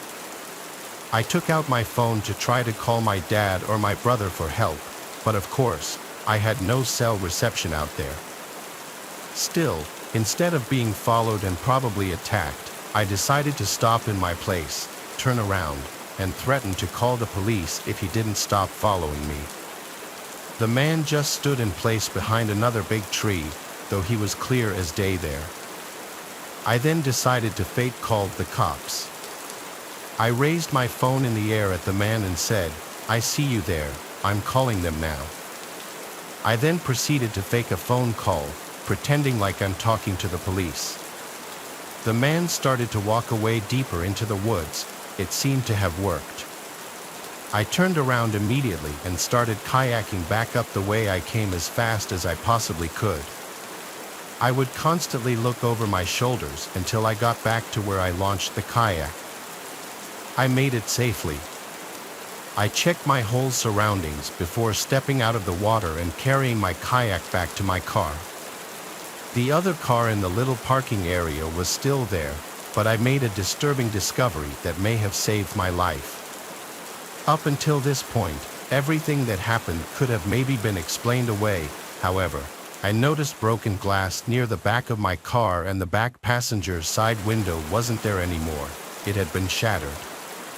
I didn't step 1 foot closer to my car. I stayed hidden in the woods and checked if I had bars now that I was closer to the road. I did, and I called 911 successfully. I reported the whole incident and the broken window, and I stated I was scared I was still being followed. Waiting for the police to arrive felt like the longest, most tense moment of my life. It dragged on far too long, but when they pulled into the dirt area, I finally came out from the woods and waved at them. I pointed to the car, and two police officers came out and approached the car, where they found him, the man from the woods, waiting in the back seat of my car, hiding and waiting for me to enter my car to grab me. It was beyond satisfying to see him arrested. He definitely wasn't smiling anymore. I looked at him as it almost seemed like he was avoiding looking at me as he was taken to the police car. I'm happy the man was so stupid that he thought I wouldn't notice shattered glass all over the side of my car.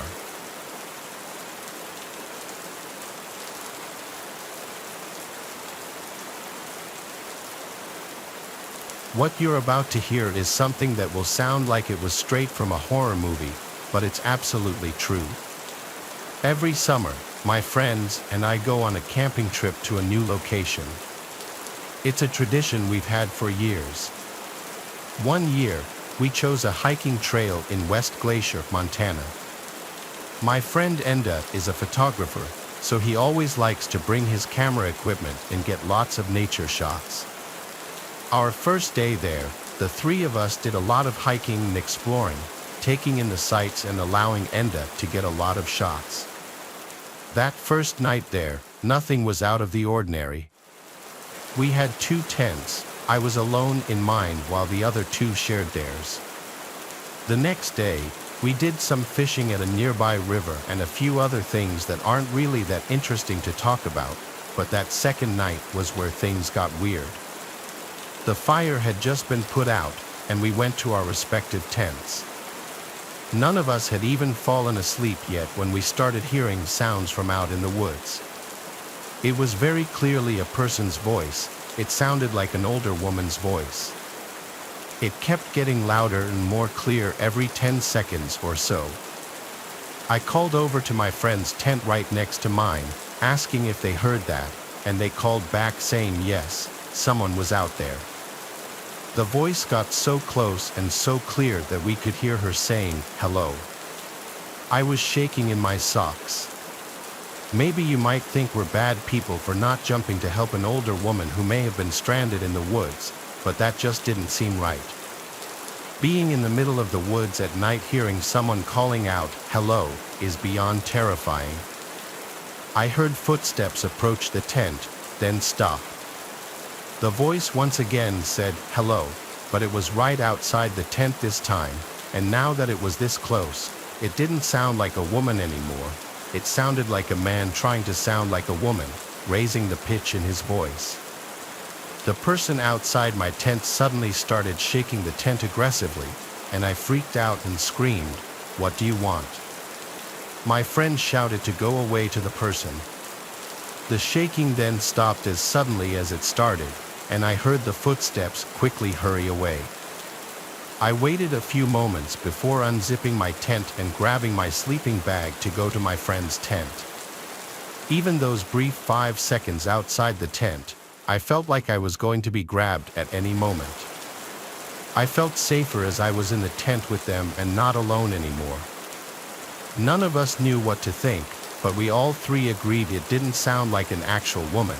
It sounded like some creepy man pretending to be one to get us to let our guards down. The question was why, though. Was he carrying a weapon? Either way, we didn't think it was safe to get up and leave now. We agreed to leave first thing in the morning, as soon as the sun would begin to rise. We also agreed that someone would need to stay awake at all times to keep watch, so we agreed to take turns sleeping. My friend Gabriel took the first shift while Enda and I tried to sleep, which was hard to do after what just happened, especially when we'd keep thinking we were hearing footsteps surrounding the tent. Eventually, though, after many tense hours, I managed to fall asleep out of pure exhaustion. I never woke up until morning time because, apparently, Enda fell asleep on his shift, and we were all asleep by that point. We were happy the sun was up, so we packed our stuff and headed back to the truck. It was a long ride home, and during the drive, Endo was going through his camera, looking at the shots that he got over the course of the 2 days there. The last 3 pictures, however, were not pictures that he took. There were 2 pictures taken of our campsite while it was still dark out. The 3rd picture was taken inside of our tent with all 3 of us asleep. Nothing was missing or stolen, strangely enough, and none of us were attacked in any way. Yet it remains the most up thing that has ever happened to any of us. Some random creep out in the woods stalking our tent and waiting for the right moment to enter our campsite, go through our stuff, sneak into our tent, and take a picture of all 3 of us, probably just to freak us out. And whoever it was, they accomplished their goal for sure.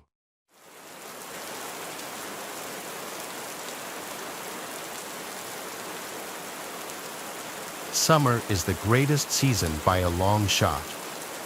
That's a hill I'll die on any day. My love for the summer doesn't revolve around partying or drinking, as you may expect, but nature, warmer weather, and the outdoors are inseparable in my opinion. And I guarantee you that when the heat rolls through, I spend more hours outside than inside. It was a warm night in mid-June a few summers ago when this happened. I was 16 or 17 at the time.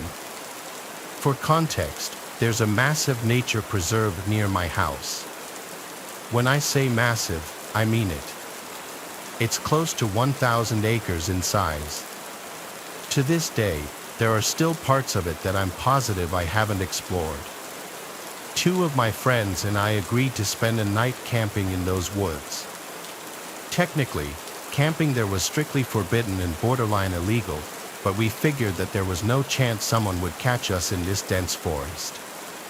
We just had to trek as deeply as possible. Zane was the camping fanatic of the group. I'm telling you, this kid loved cosplaying as a Boy Scout and probably knew close to 100 different knots. Our other friend Clement always supplied the drinks. If we were sober, he was unhappy. That's just how things went when Clement was involved. I remember the feeling of the gentle summer breeze blowing through my hair as the 3 of us packed up Clement's car.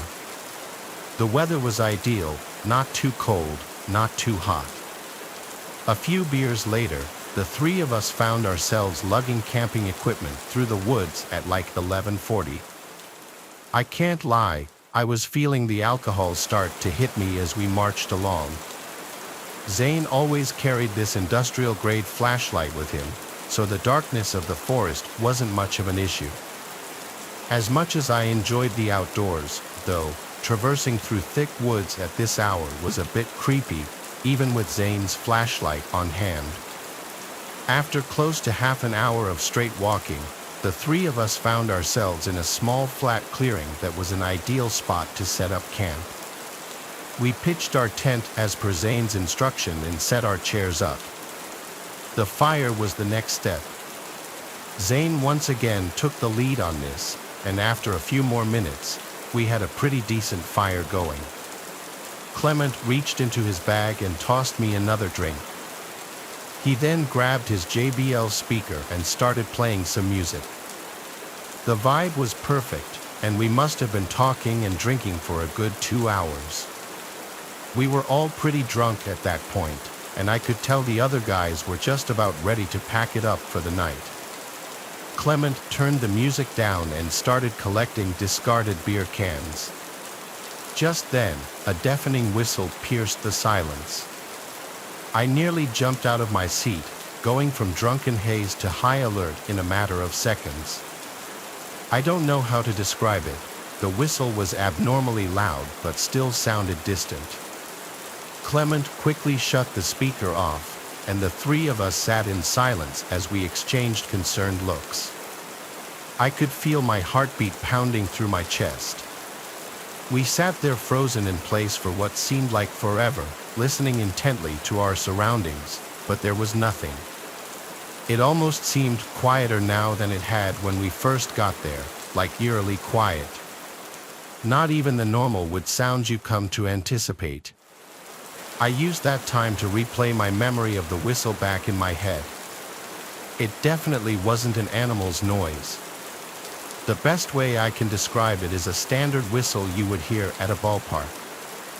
Zane finally broke the silence, quietly urging us to pack up and leave. Clement and I disagreed with that plan, though. We might risk encountering whoever made the noise, which I was beyond terrified of. It was past 3 a.m. at this point, and an encounter this late would only mean trouble. Zane hypothesized that whoever made that noise was probably aware of our presence, which was a chilling thought. I didn't know what to do. On one hand, staying put violated every survival instinct I had. Packing up and leaving at this hour didn't seem like a much better option either, though. We finally agreed to wait it out. I went to put the fire out, but Zane cautioned me against it, saying that a fire would repel any dangerous animals. Only then did the true gravity of the situation smack me in the face. We were literally miles away from any civilization. It was 3 a.m., and there was an unknown entity somewhere in the darkness. Another 10 minutes or so passed, and we had resumed talking, but at a much lower volume and with no music. I don't think any of us felt safe going to sleep just yet. Then, out of the corner of my eye, I saw it. Something small flew over the darkness of Clement's shoulder and landed directly in the fire. It was a firecracker. I screamed bloody murder as it started sparkling in the fire, and Zane cursed as he sprung up out of his chair and bolted into the darkness. Clement and I scrambled to follow, leaving all of our stuff behind. We caught up with Zane, whose flashlight was beaming wildly through the woods as he frantically sprinted. We ran until we couldn't anymore, and Clement keeled over and threw up. Zane shut the light off, and the three of us stood there panting, trying to figure out if we were being followed. To my surprise, it didn't seem like anyone followed us. I don't think I've ever been so afraid. Why in the world would someone have done that? We needed to figure out what to do. Clement wanted to just find our way out of the woods and never come back, but Zane was reluctant to leave all of his camping gear behind. Plus, he reminded us the fire was still active. I was dumbfounded. How could he be concerned with forest fires after what had just happened? Eventually, I agreed with Zane that we should at least check on the site. After all, no one had actually chased us, so there was a slight possibility that whoever threw that firecracker was just playing a cruel prank.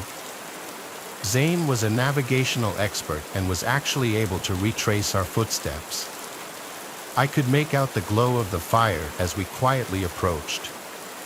Before I could get any closer, though, Clement put a hand in front of me and pointed with a horrified look on his face.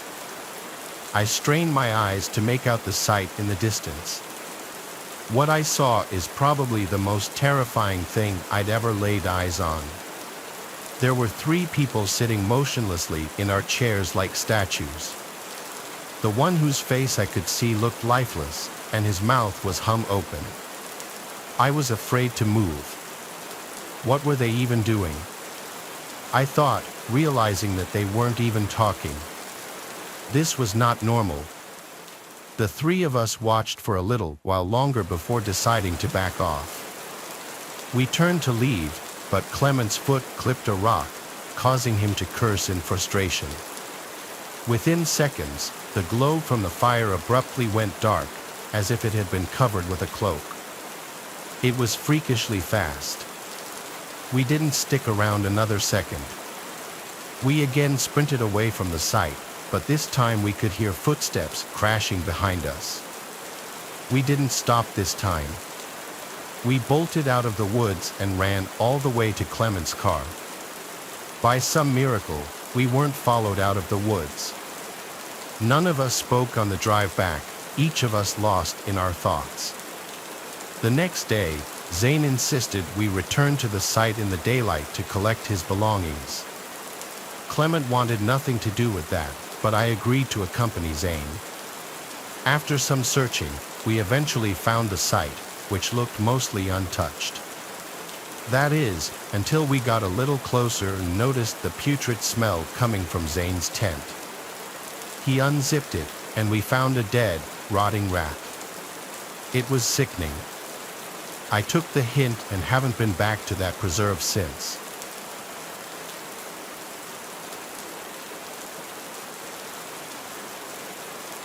This ongoing issue started about a month ago, but let me provide some context first. I'm 25 years old and I live with my parents.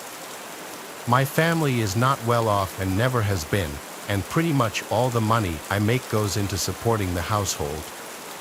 My relationship with my parents is not the best. We bicker quite often, and whenever I'm not working or hanging with friends, I tend to stick to myself. I don't want to write a hard luck story or anything like that, but I've had a tough time growing up. Fitness has always been my go-to escape. I see it as a healthy way to get my mind off personal burdens while also providing a good excuse to leave the house. There's a park about a 20-minute drive from my house that has a workout facility with bars for pull-ups, dips, and other calisthenic exercises. During the summer months, I like to go there to work out, as nature helps calm my mind. I like to go at nighttime because, since it's a public park, it tends to get busy during the day. So, one night while my parents were arguing, I decided to slip out of the house to go work out. It was an extremely hot summer night, probably 85 degrees. I remember breathing in the humid air as I walked from my doorstep to the beat-up white Corolla sitting in our driveway. I started the rickety engine and rolled down the windows as the warm summer breeze flowed through my hair. I arrived at the park and exited my car. I was the only car in the lot. It was probably 10 or 11 p.m. The park was completely empty at this time.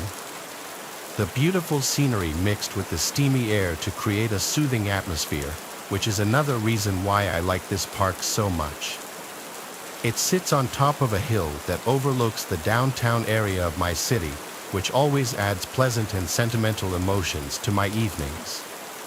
Anyway, I started a set on the pull-up bar. I wasn't really counting the repetitions. When I work out, I just do it till failure, then take a break and do it a couple more times. It was somewhere between my sets when I took a break to loosen up my arms.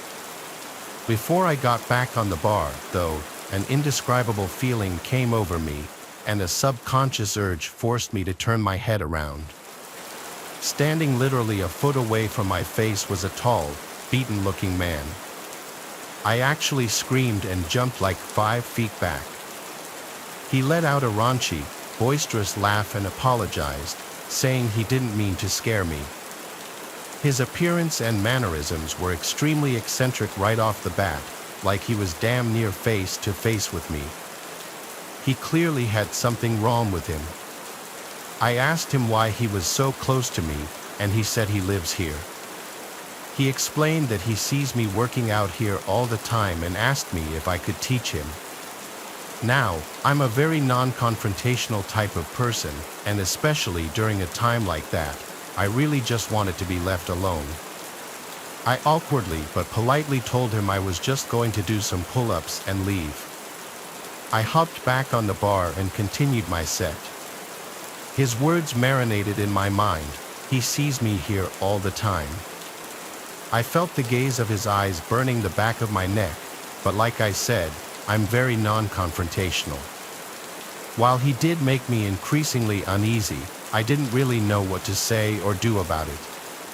But then something really weird happened. Right as I was about to finish my set, I heard him mutter my full name. My blood instantly turned cold as I jumped off the bar and slowly backed away. I said a shaky, "What?" He didn't respond and instead just stared at me with this crazed, wide-eyed smile. I thought I might have been hearing things, that's how bizarre it was. I started to get an awful feeling in my gut, like something bad was about to happen. Without another word, I decided to quickly walk back to my car and leave. I felt that man staring at me while I retreated, and thankfully he didn't follow me. Before I left the park, though, I took one last look and saw him hanging from the bar, attempting to do a pull-up. I watched as he grabbed the bar, tried to pull himself up, and then failed and tried again in the exact position I was previously in. I swiftly left the park without looking back. The entire ride back, I questioned myself. Did he really say my name? Was I hallucinating? I tried to forget about it, and eventually, I did. I woke up early the next day to get to work. I work construction and have to wake up very early before my parents, so I was the first one to notice the unmarked envelope sitting at my front door. It was addressed to me. I picked it up and figured I'd read whatever was inside whenever I had the chance. It was another sweltering hot summer day, and I took my lunch break early to cool down. I sat in my car while eating my pre-made sandwich and decided to open the envelope. I didn't really know what to expect, but never in a million years did I think I'd find 10 printed photos of me. They were all unknowingly taken. One was of me in my car, one was of me at work, one was of me exercising at the park. I instantly remembered that creepy man from the night before and started to feel uncontrollably nauseous. I stared in disbelief as I flipped through the rest of them. One was of my house, and the worst of all was a photo of me sleeping, taken from outside my window. I nearly choked on my food as tears rolled down my cheeks. I felt unsafe. I told my boss a serious issue popped up, and I left work right away. He wasn't happy with me, but I didn't care. I took a picture of the photos and drove directly to the police station. I gave the police the photos and explained my encounter at the park. I described the man to them, and they said they would look into it. I told my parents about it too, and for the first time in a long time, I actually got some sympathy out of them. More things started happening, though. A couple of nights later, at like 3 a.m., I awoke to knocks at the door. I didn't open it, assuming the worst. One day, I found a sticky note pasted to my car window with a heart drawn in Sharpie. I went back to the police to report this, and they said they would open up a stalker investigation. I haven't heard back from them yet. I figured it's hard to build a case without having concrete evidence. This happened about a month ago, and I've been on high alert ever since. My parents are looking for a new home, which is already tough given our financial situation. I'll update if anything further happens, but until then, I'll continue to sleep with one eye open.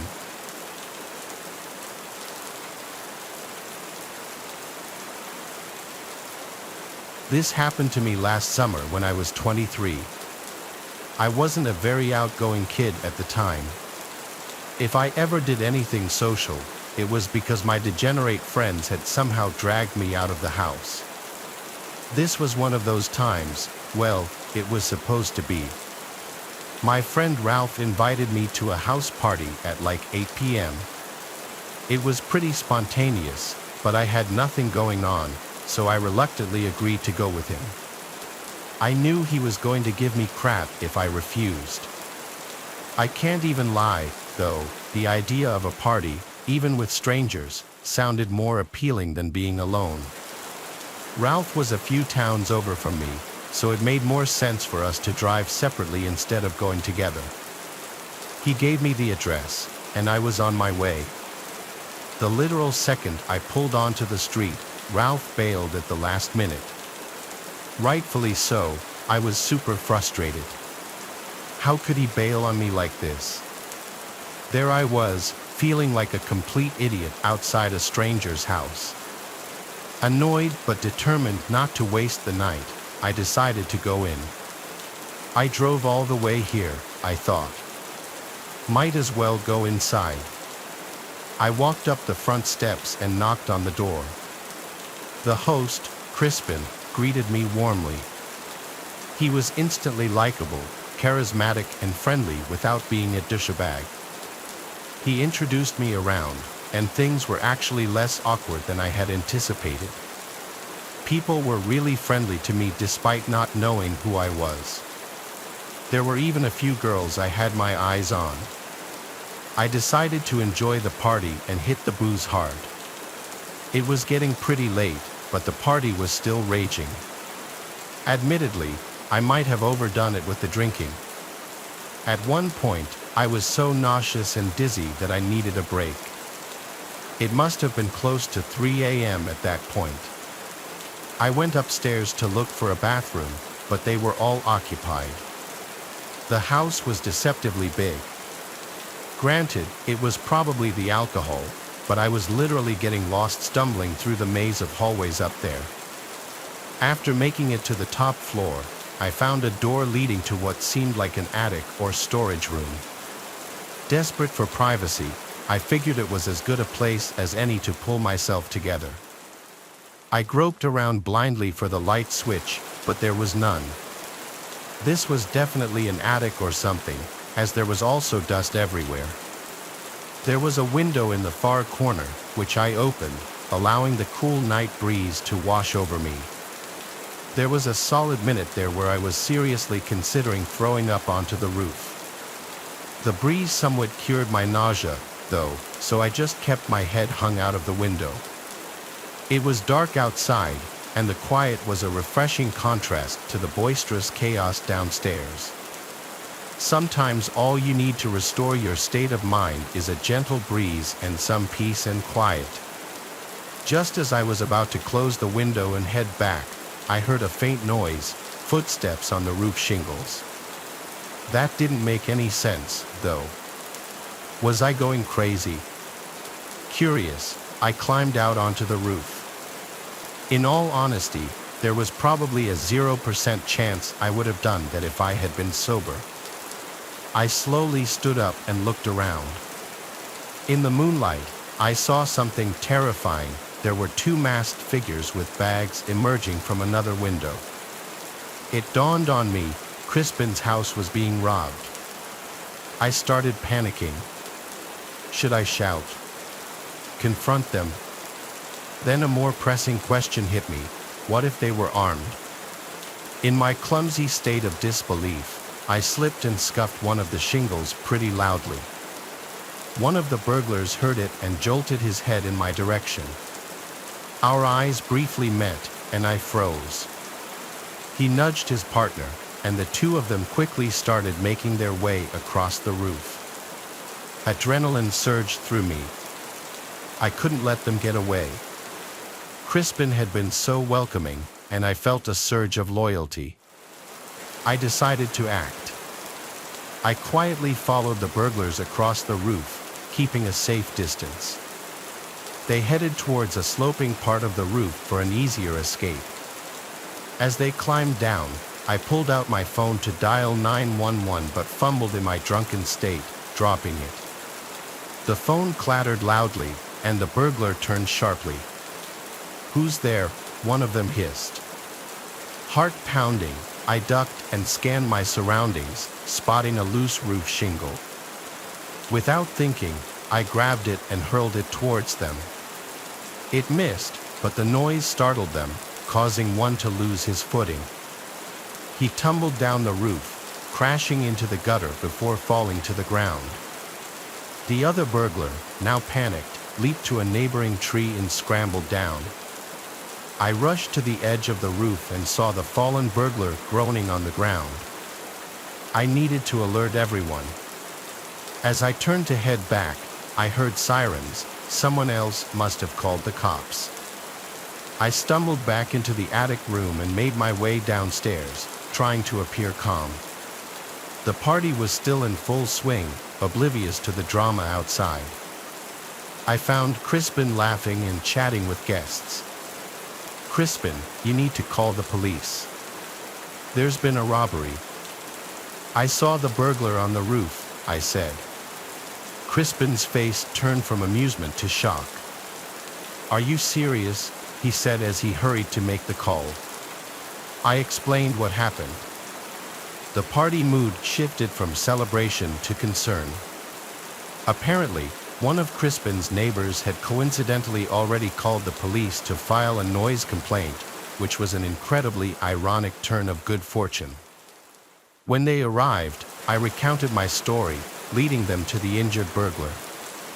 The man was arrested, but his partner had fled. The party ended abruptly. People started scattering, and the lights got flipped on. I tried my best to act sober, but even after all that happened, I was still stumbling a bit. Crispin thanked me profusely, still in disbelief. As for me, I was just glad I could help despite the bizarre and terrifying circumstances. Looking back, I still can't really explain why the burglars would have chosen a house having a party to rob, but maybe they had prior knowledge of the house and knew no one would be upstairs. I figured that would be the end of the story, but fast forward a few months, and I've got quite the update. I was playing video games at Ralph's house one night when he got a call from Crispin, who invited us over for a few beers. Up until that point, I hadn't actually realized the two of them were that close. The first thing I noticed when I pulled up to Crispin's house was that the front door and every window in sight were completely different. Was I not remembering his house right? I could have sworn the windows and the front door had been white, but they were all gray and much more heavy-duty looking. Crispin waved us in, and we went down to his basement. We cracked a few beers and started playing a game of pool. To my surprise, he actually recognized me from the party and thanked me again for my trouble. What he told us was actually crazy, though. Apparently, the burglar the police caught that night refused to snitch on his partner and was currently serving a lengthy prison sentence. The police hadn't been able to get any leads into catching the other guy, though.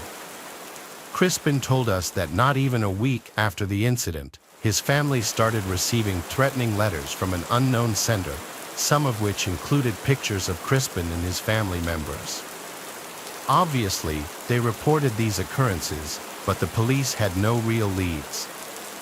A month after that, Crispin's mom noticed a suspicious vehicle circling the house at around 1 a.m., and a few days later, Crispin's dad claimed that things in their backyard had been gone through and moved around. In response, Crispin's dad increased their home security and even went as far as to replace and reinforce all their doors and windows. I was shocked. This was still an ongoing issue for Crispin, and I had no idea how serious a situation like this could get. Summer's fast approaching, and I'm sure I'll have another update when I see Crispin again.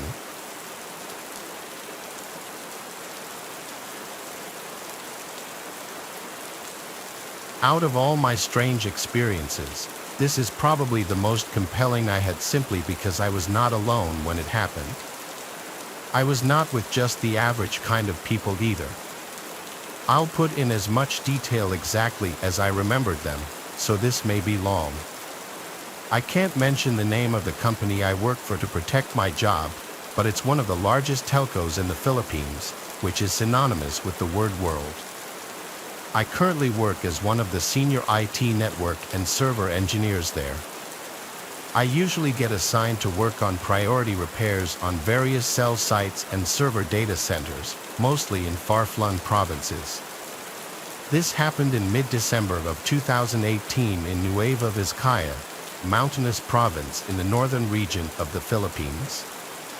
It was a priority service call, Sarah T1, the highest of priorities, wherein even the CEO of the company received status updates, since the cell site in question also services various military communications devices. As soon as I got into the office, I was dispatched immediately, carrying with me various equipment to replace the existing ones at the cell site. It was a 6-hour drive from Manila. I was asked to go to a specific meeting point in the town nearest the cell site to rendezvous with my escort. an 8-member team from the Philippines' 1st Army Scout Ranger Regiment. The area of the cell site is a place where the local communist movement, the New People's Army, is highly active. Apparently, the NPA carried out an operation early in the morning of that day, which caused some of the damage to the equipment. The team I met up with was led by one of my former high school classmates. Let's call him Lieutenant Knox. He had even specifically asked for me as he knew I worked for the telco. He had his men transfer the equipment to their truck, and we began to travel to the cell site. It was already dark at the time. During the long uphill ride, Lieutenant Knox and I did some catching up when they suddenly received a call.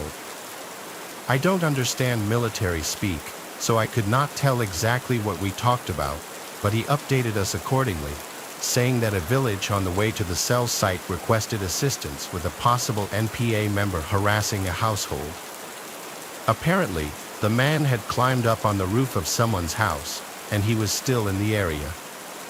Being the nearest, Lieutenant Knox responded that his team would be handling it, so we drove towards the area, keeping the headlights turned off. The countryside, especially the poorer places, are very dark. Soldiers aren't allowed to smoke at night in places like these since the light from their cigarettes could be clearly seen even from afar, giving away their position. It was that dark here. I was hesitant since I'm not exactly a soldier, but he brushed it off, saying it would be a good chance for me to become a soldier for at least one night. Lieutenant Knox, I can say, is a battle-hardened junior officer. He's been to a number of dangerous situations and has fought in many encounters, both high-profile and low-key. He's the type of guy to jump in quickly then ask questions later.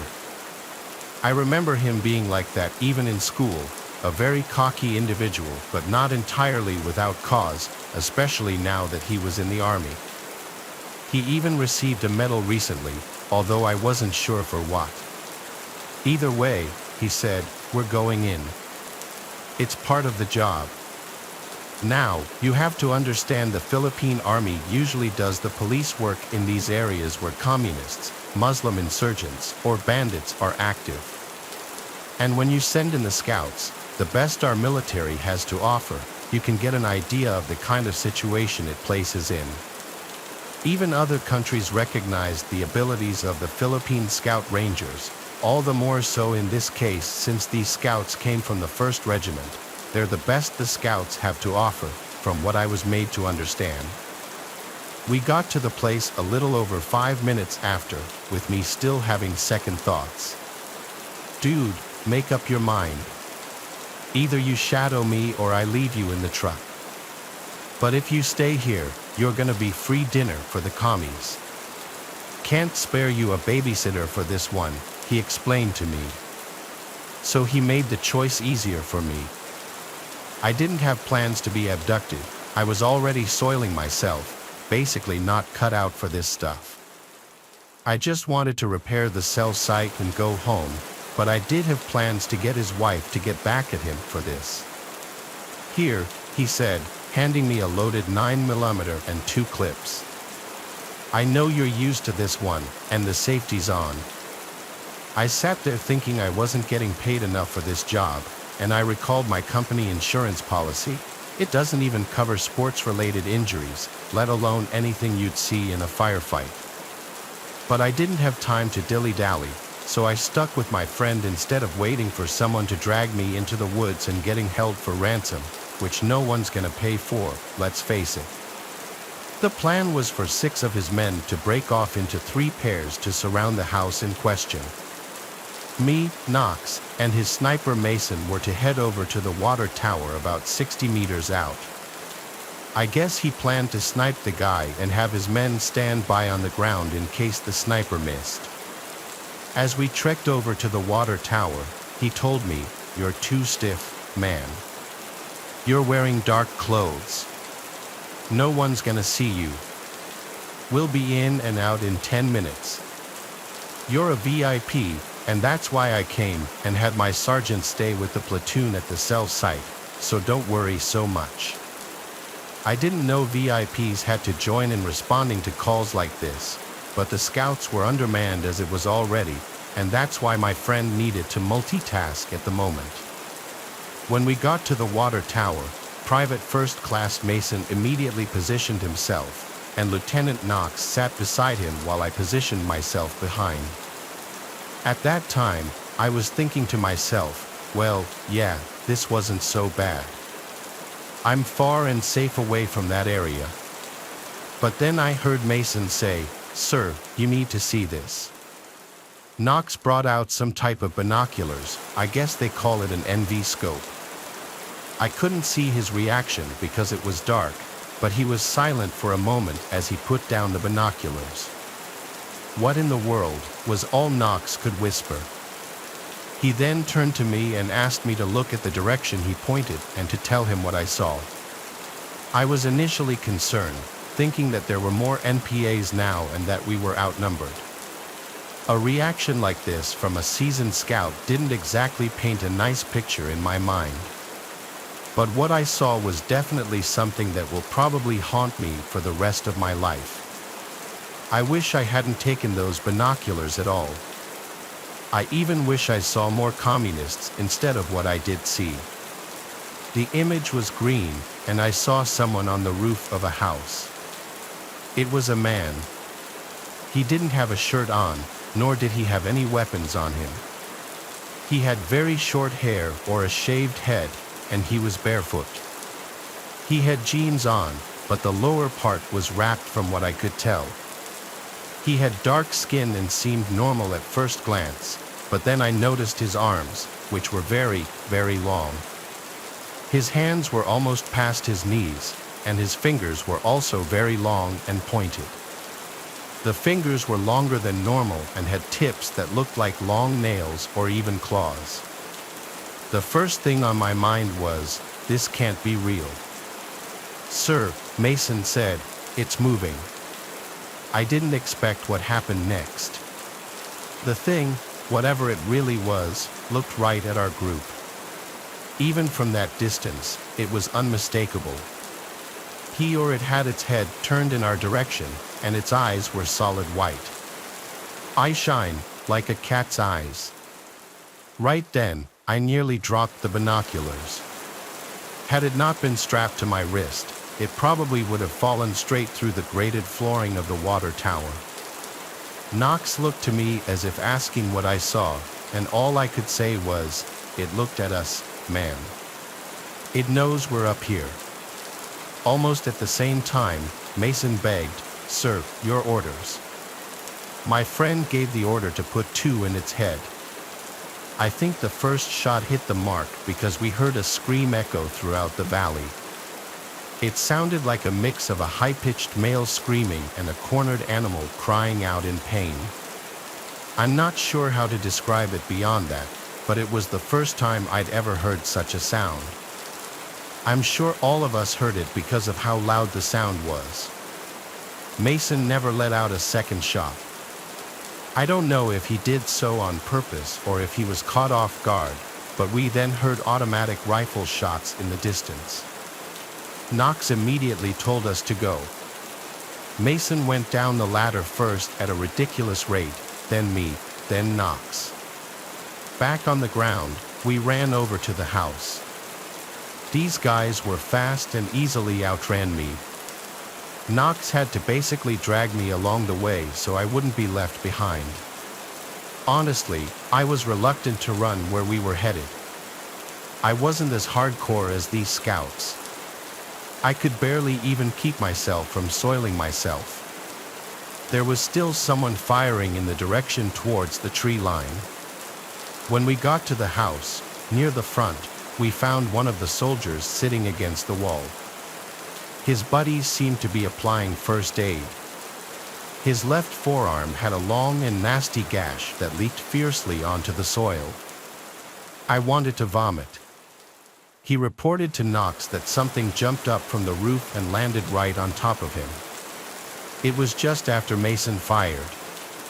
While he didn't get a good look at the attacker due to the darkness, he specifically refused to call it human. Even his buddy didn't think it was human at all. The other 4 soldiers got back to us, saying that the assailant got away. Knox decided to get to know the people in the house, and we found out that a young couple lived there. In fact, the woman was 7 months pregnant.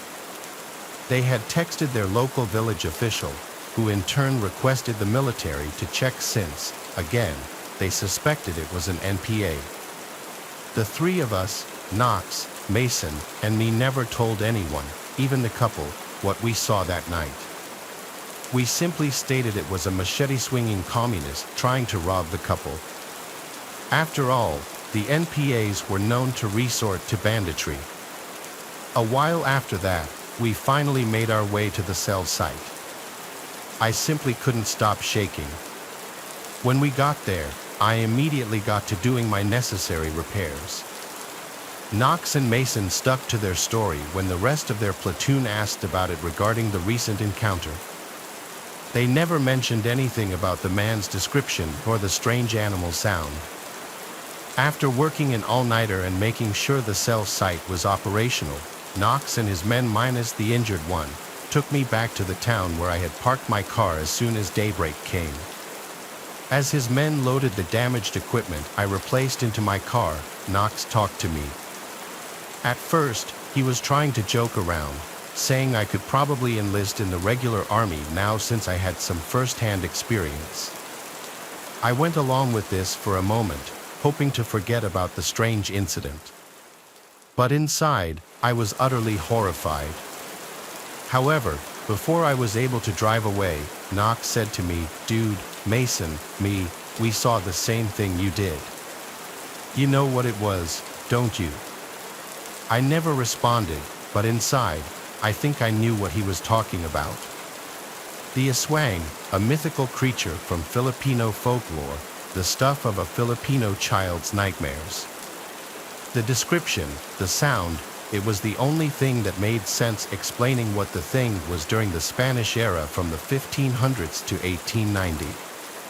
These creatures were said to be once human who were supposedly blessed by the moon priestesses of old called Baba even, so that the people could have the power to fight the Spanish colonizer who had done them wrong. It is said that the Spaniards decided to persecute these priestesses for witchcraft, then spread tales that aswangs attacked locals and foreigners alike. The aswang is a creature said to be able to shape-shift into either a human or an animal, but it is never able to correctly imitate one or the other. As a human, it has leathery black skin and disproportionate limbs. As an animal, like a cat or dog, it is always black and 3 times the normal size. It can neither speak nor do animal calls. It can only grouch out or scream. They usually eat the flesh of recently deceased humans and animals, but have a strange preference for the ill or pregnant women. Pregnant women like the one in the village. They can never become human again, and being in a swang is hereditary. No one will turn if attacked by one, although the wounds they inflict are often fatal. This is what Knox and I were both thinking, but I'd always considered it just that, just folklore. Yet there's no denying that what we saw that night wasn't human. I have never been back to the general area after, while Knox and his team had been dispatched to the south dealing with ISIS members. Before I posted this, I asked them about that night. It's hard to imagine a soldier of his caliber believing in such tales. I find it even harder as I write this to believe what I saw was real. But no matter how hard I try to come up with an explanation, I couldn't, except for the idea that it truly was an aswang, the legend passed down by our forefathers. Knox said to me in reply, "I told you before, you and I both know what the thing was." I go with what I see, and most of the time, I don't have the luxury of time to doubt whatever is in front of me. I don't know if I'll ever know the truth, and I can't be sure if I even want to know.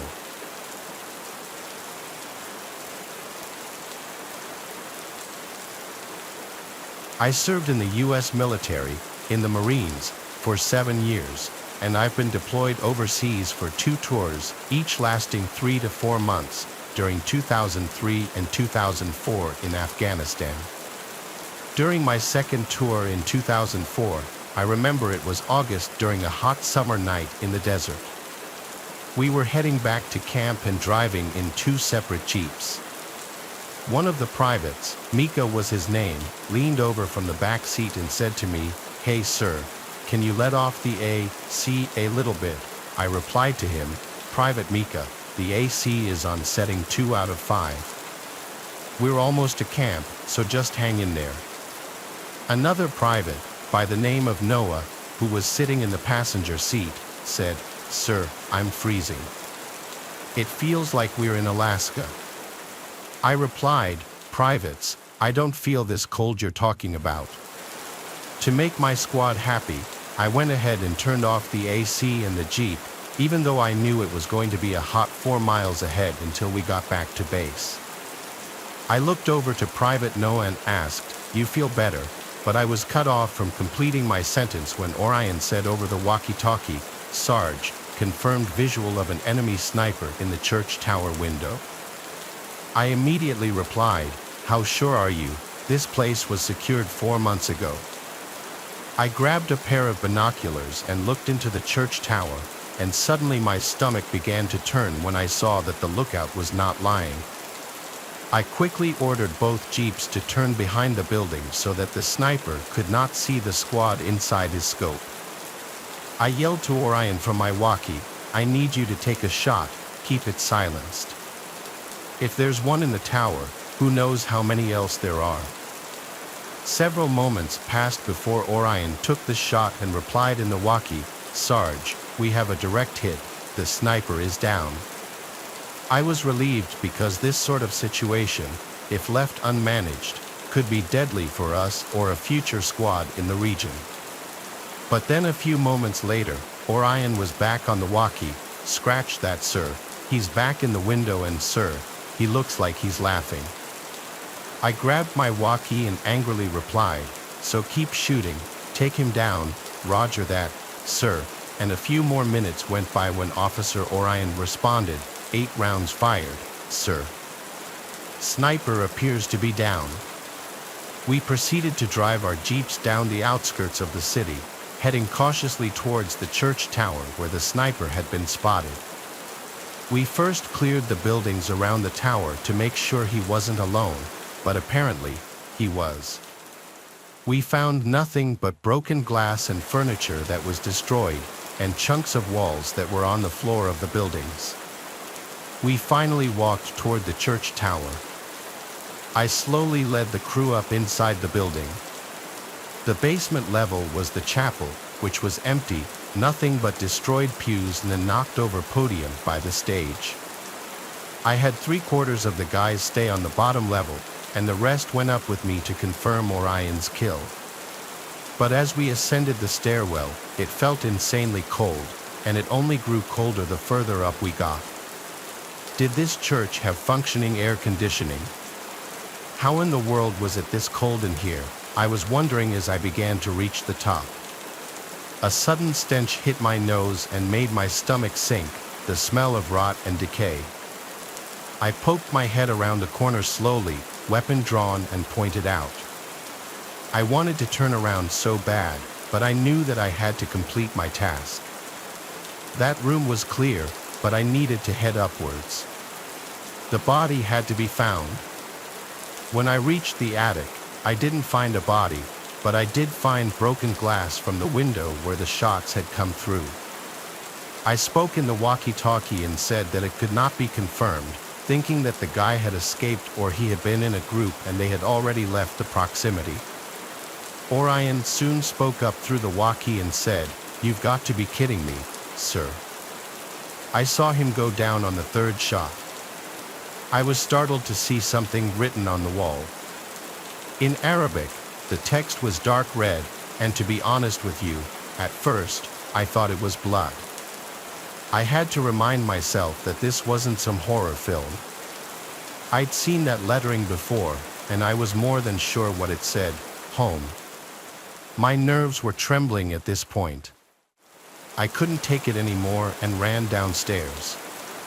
After reporting this to my commanding officer, he hated the sound of it. He said that he didn't want us to come back until the soldier was captured or executed. I said, "Sir, yes sir," and we stayed all night looking for him. I did not mention what I saw upstairs to anyone in my squad because I didn't want to scare them. I was already a bit spooked, but even after another squad joined us as backup, we never found a trace of the sniper we'd seen. Long after the failure to locate this sniper, we never had to go back to that church or town, for that matter, and I was extremely thankful for that. But that doesn't mean it didn't stay in my head for a long time. We saw someone in that attic. We shot him around 8 times. We felt that chilling cold. It was impossible for it to be that cold out there. And the red word on the wall that said home, was it this ghost sniper's plea of what he wanted, or was it a warning for us to get away? I'll never know for sure.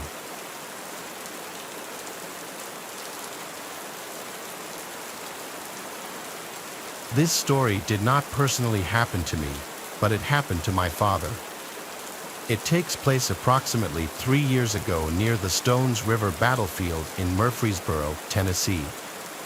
My parents are divorced, and my dad lives in an apartment with a roommate. At the time, my dad was a truck driver. On this particular night, he was driving back home, driving along Stones River battlefield, which was a battlefield during the Civil War. My dad is a history buff, and he often took me and my siblings there since it was a spot he enjoyed visiting. On this night, however, it changed his perspective about this historical landmark. As my dad drove down the road, he saw a group of people waiting to cross the street. But as he got closer, he realized that this group of people were all dressed as Civil War soldiers. My dad's initial thought, of course, was that they were reenactors, not giving any thought as to why they were doing a reenactment this late at night. Maybe they were practicing. He didn't know for sure and didn't even think about it. When my dad approached, he stopped his truck and let them cross the street. But what he saw next terrified him greatly. One of the soldiers had stopped and looked at my dad with cold black eyes and a ghostly pale face. My dad was spooked and just sat there in shock until the soldiers had crossed the street and disappeared like mist on the wind. My father drove the rest of the way home, trying to piece it together and keep his sanity intact. He had no idea what he had just witnessed. He then told me some things that had happened after that, things that scare me more than anything. He told me as he got home, he was video chatting with someone on Skype, and at one point in the night, he got up to go do something, so he left his room. When he returned, the person he was chatting with on the video call asked him something strange. They asked, "Was the person walking around in your kitchen your roommate?" My dad's roommate was gone for the night, and my dad's apartment is very small, so if someone had broken in, they wouldn't be hard to find. My dad began to freak out, immediately thinking that one of the ghost soldiers he saw had followed him home. For the longest time, my dad wasn't a believer in the paranormal, not until this experience. He even discovered that around that area and the battlefield, there were common ghost sightings. So just remember, if you're ever driving by the Stones River battlefield, be careful, as these spirits may follow you back to your place, and they may not be as tame as the ones that followed my father.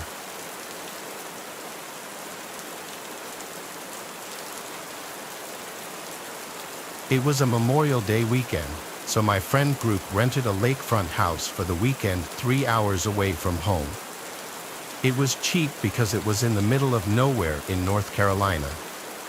It was Callista, Cara, Zelda, Mia, Cheryl, and myself. We all piled into Cheryl's truck. I was the one to find this place on Airbnb, and what was most appealing about it was the big deck with the hot tub on it that overlooked the lake. There was also a fire pit right by the water with a bunch of Adirondack chairs around it.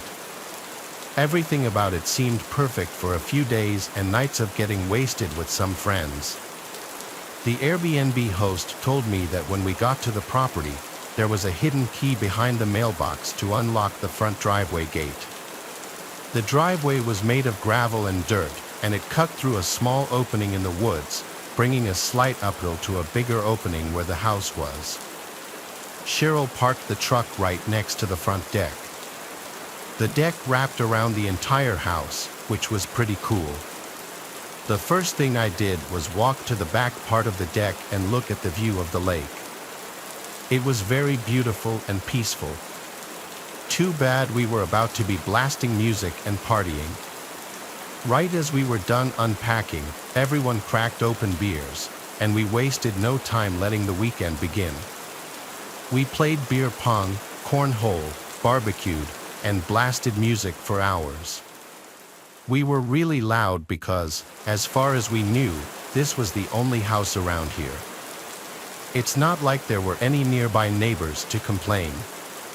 The phone connection out there was very spotty, so we really were just living in the moment, socializing with each other, not distracted by social media and whatnot.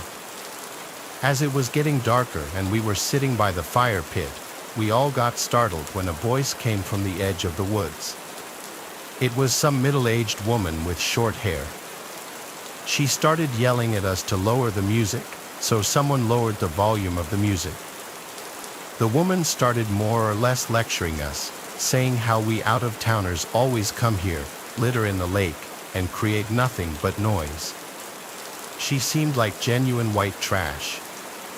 I apologized on behalf of all of us, and one of the girls asked the woman if she lived nearby and if she could hear the music.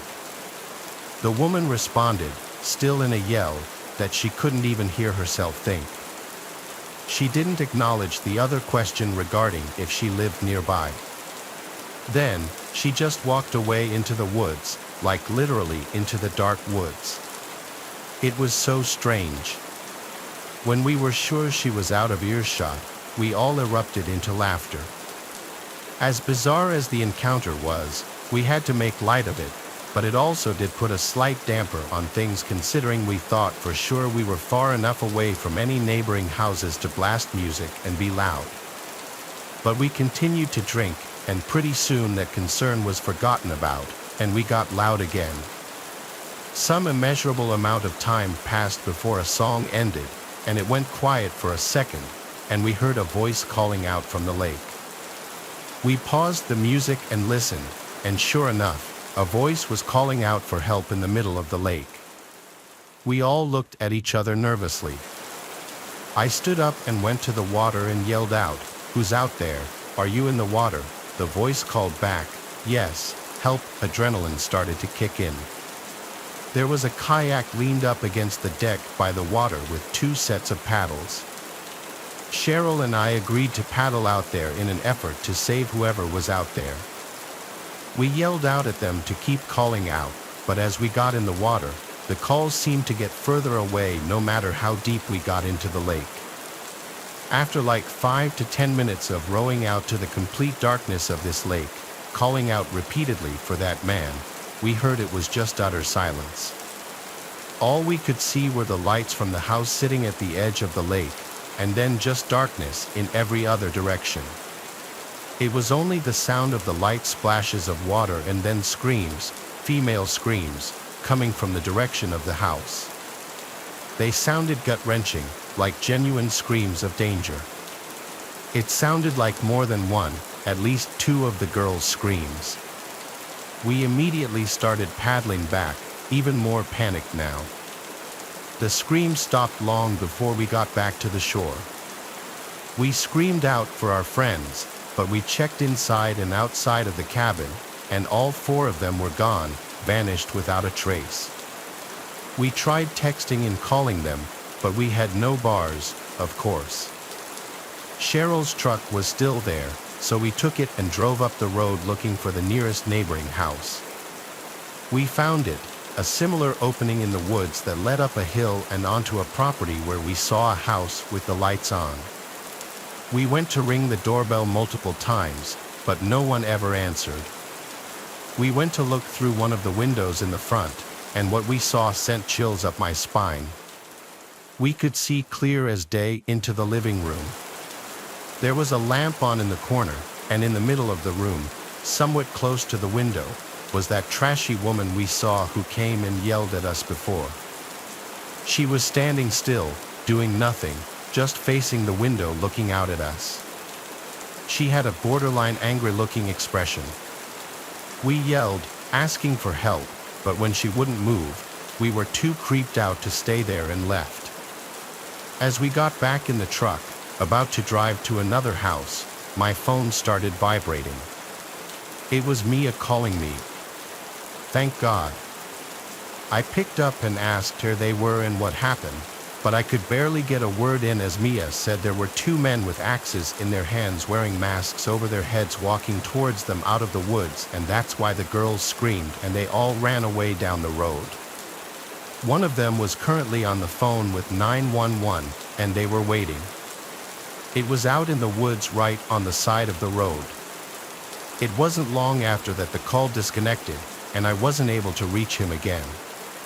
So we waited on the side of the road, not far from the house.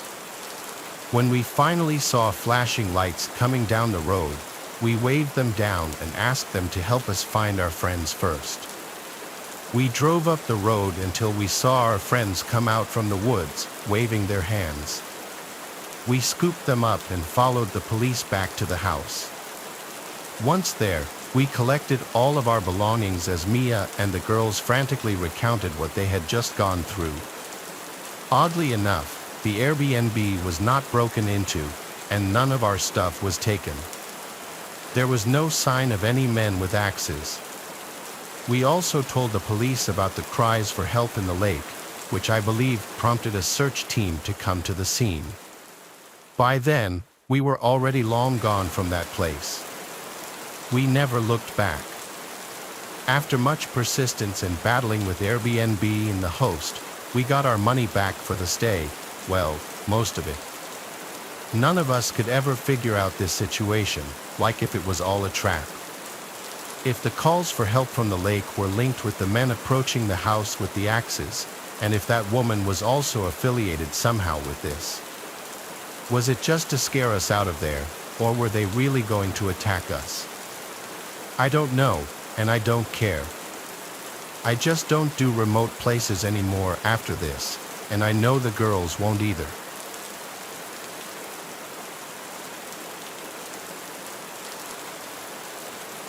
It was Memorial Day weekend of 2021.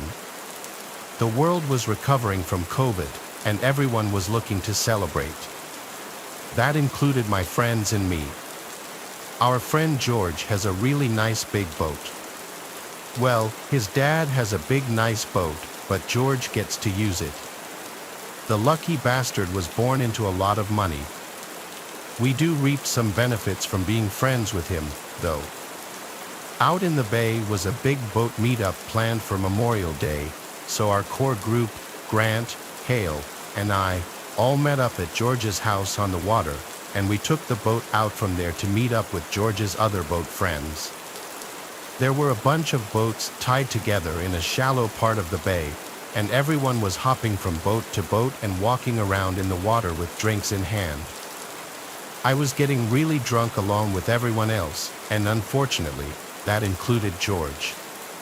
No one really realized until it was too late that he had way too much to drink and was not okay to drive the boat back home. I told him to sleep it off in the cabin, so he went down to sleep. It started to get dark after so many hours of drinking and mingling with other boat people, and one by one, the other boats left. We were the last boat left, just the four of us. I went to check on George, and he was still knocked out. We had to stall for hours with each other until he finally woke up. He did seem more sober now, so he started to slowly drive the boat back in the direction of his canal. On the way, we noticed the lights of another boat seemingly following us. George started freaking out, thinking it was the Bay Police. He didn't want to do anything suspicious like speeding up or slowing down, anything that might draw attention, so we kept our speed steady. We made it to the canal, and he lives about 5 minutes up the canal. The boat behind us was still following us up the canal. George was really starting to freak out, worried he'd get a DUI and lose his license, and of course, his dad killing him. The canal is a no-wake zone, so we had to slow it down even more. As we went down the canal, the boat behind us was catching up to us. At this point, we were fully expecting the boat to be a police boat. We started discussing a story to stick to, that we took the boat out and just hung out on the bay. We started hiding all the beer cans, ready to lie completely about having had any beer. We got to George's dock, and he looped the boat around to a line next to it. He did it pretty smoothly for someone who was intoxicated. The boat that was tailing us the entire time approached, and as it began to pass us, we realized it wasn't a police boat at all. It was just a random boat. George said out loud, "Who the hell is this? He knows everyone on his canal," and he said he'd never seen that boat. As it directly passed us, we saw 3 men standing on the back of the boat looking at us. It was honestly in a very aggressive way. George taunted them and said, "What?" None of them responded. Their boat passed us, and they continued to watch us. While we were all relieved it wasn't the police, George was now nervous as to why they followed us all the way down the canal when they don't even live on this canal. I said perhaps it's someone visiting a friend's house for Memorial Day, and he reluctantly agreed and said, "Could be." He tied up the boat to the dock, and we helped the best we could. He said he'd clean it tomorrow. We all went inside his house. His parents weren't home this weekend, he had the place to himself.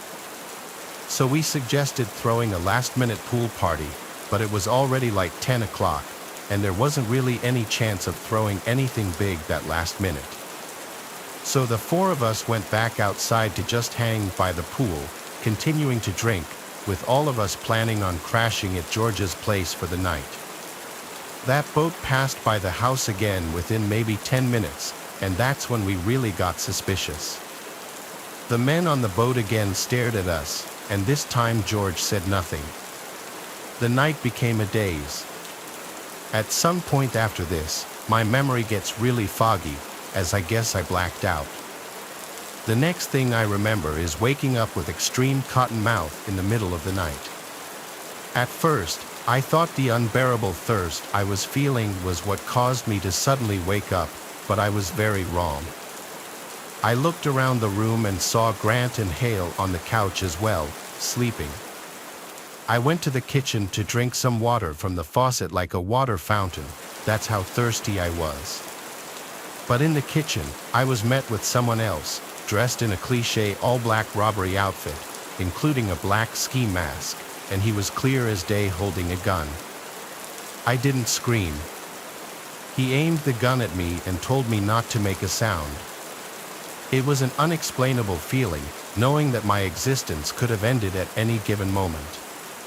And everything would turn black, washed over my body. He said to me in a quiet voice, "Where is the owner of the house?" I whispered, "I don't know." He asked me where the owner's bedroom is, and I shakily said, "Upstairs." He had me lead him upstairs with a gun to my back, threatening to shoot me if I made any sudden moves or calls for help. When I got to the top of the stairs, I realized there were 2 men behind me, not just one. Both of them were in the same all-black robbery attire. I really didn't want to, but I led them to George's room where he was passed out sleeping. The 2 men shut the bedroom door and had me wake George up without making a commotion. George came to reality, looking around the room and momentarily freaking out before one of the men got closer to him with the gun in his face, telling him to be quiet. The man with the gun pointed at George demanded to know where the safe was. George's family is loaded, and their house is huge along with their boat, and it's common for rich families to have a safe somewhere in the house. George led the two men and myself to his dad's room, to a certain closet. At this point, they forced him to call his dad to get the combination. George explained to his dad that we were being held at gunpoint and he needed to give the combination. George's dad complied. The two men took all the contents inside the safe and put them into a bag. This included savings bonds, cash, jewelry, and various important documents. After this, they ran out of the house. We didn't hear a car speed away or anything, so they must have had a getaway vehicle further away, not on the block. After posting on multiple outlets, including the Ring Neighbors feature and reporting it to local news outlets, no one could identify the two men. I think it's fairly safe to say those men on the boat followed us to find out where George lived, since it was a very nice boat and they must have seen potential dollar signs. I'd never been so scared in my life. I actually could have been killed if I made one wrong move.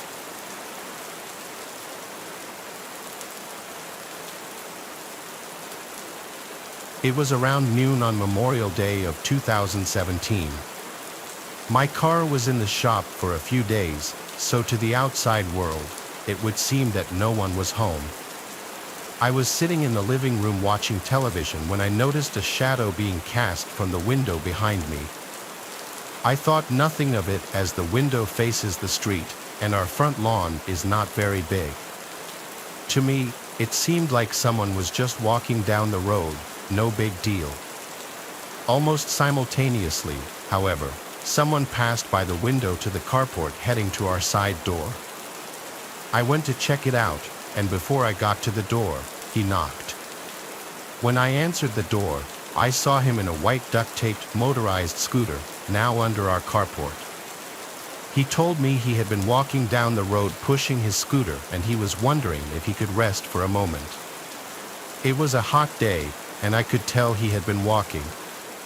I decided to give him a break and let him sit under my carport for a minute. I even gave him a mellow yellow from the fridge, thinking if he had a cool drink, he would leave as soon as he was finished. I returned to my living room. Then there was another knock, but this time on the front door. I answered it, and this guy was asking if we were selling a scooter here. I told him no, and he apologized and then walked off. I closed the door and looked outside the window and saw that the guy in the scooter was still there. At this point, I was really suspicious, as most people would be. I decided to make something up to get the guy to leave by saying my friend was about to be here and that he needed to park there. When I opened the door, I asked him if he was feeling all right now, and he told me he was just resting.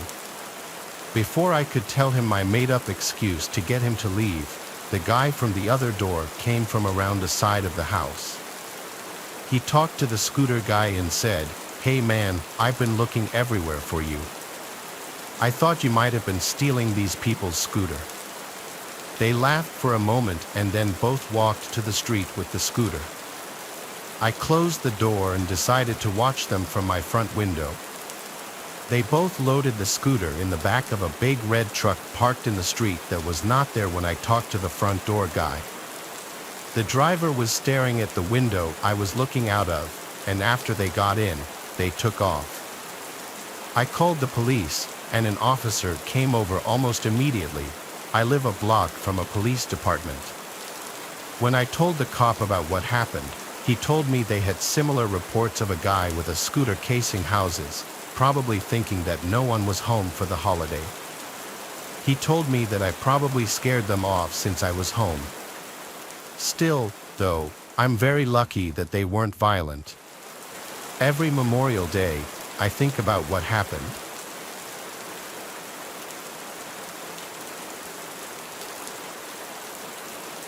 My husband Jack is in the military. We have generally lived on base at every station we have been to because the surrounding towns can be very crime-ridden and sketchy, and with my husband gone most of the time, the extra security is appreciated. I work from home due to us moving so often. One afternoon, I was taking a break, had made a bite to eat, and was snuggling up on the couch with my dog. That's when I heard the sliding glass door open. It was so nonchalant I thought it was Jack. I saw the cat run from the kitchen and a shadow standing near the door entering it. I thought maybe he had come back for something, so I called out for him and was like, "What are you doing home? Did you forget something?" No answer. This is where I just got an eerie feeling. After I asked what he was doing here, I saw the shadow move and heard the click of the sliding door lock. From there, he walked to the laundry room and shut the door. I still had received no response, so I'm sitting on the couch, scared out of my mind, and I call my husband, hoping to hear his phone in the laundry room. I don't hear a ring, but he does answer. I asked him why he came home, and he didn't answer me.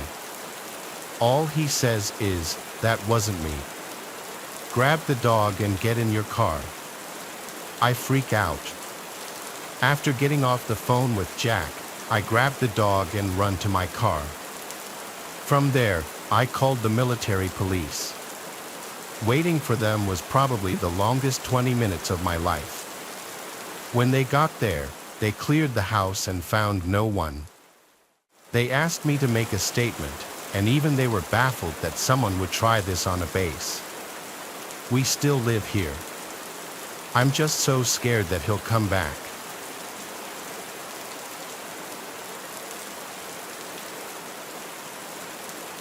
I first heard this story when I was in college. I'd come home for winter break, and I remember it was just me and my dad in the house. I was watching some kind of ghost hunter program on TV just for laughs.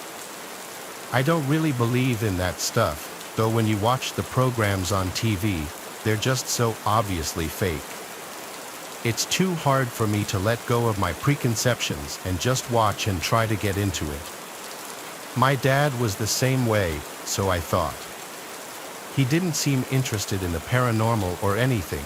He was kind of the guy who would scoff at anything supernatural. The program I was watching flipped to a commercial, and I casually got up and found my dad in the kitchen. Kind of out of the blue, I asked him, "Hey Dad, do you believe in ghosts?" His reply was so casual it shocked me. "Really?" I asked, a bit taken aback. "It just doesn't seem like you." He shrugged his shoulders and mulled over what I had just said. "Yeah," he replied, "eventually, but I know ghosts are real. I've met one." Upon hearing this statement, I had to know the story. You see, my dad is like me, he likes to tell stories. I could retell most of his stories from memory. Just because he would tell them so frequently to anyone who would listen, yet here was a story I had never heard of. An event that changed my dad's life. To this day, I don't even know if I believe it or not, but when someone who is so influential on your life, someone who seems so logical and so down to earth, tells you something like this, he calls into question what you believe and why. Though he never brings it up, when I talk to him about it, he swears it's completely true, no exaggeration and no doubt in his mind about what happened. So here it is, from his point of view. I was back in the house in Tacoma where you grew up until you were about 4. My parents still lived in the house, but I was going to college.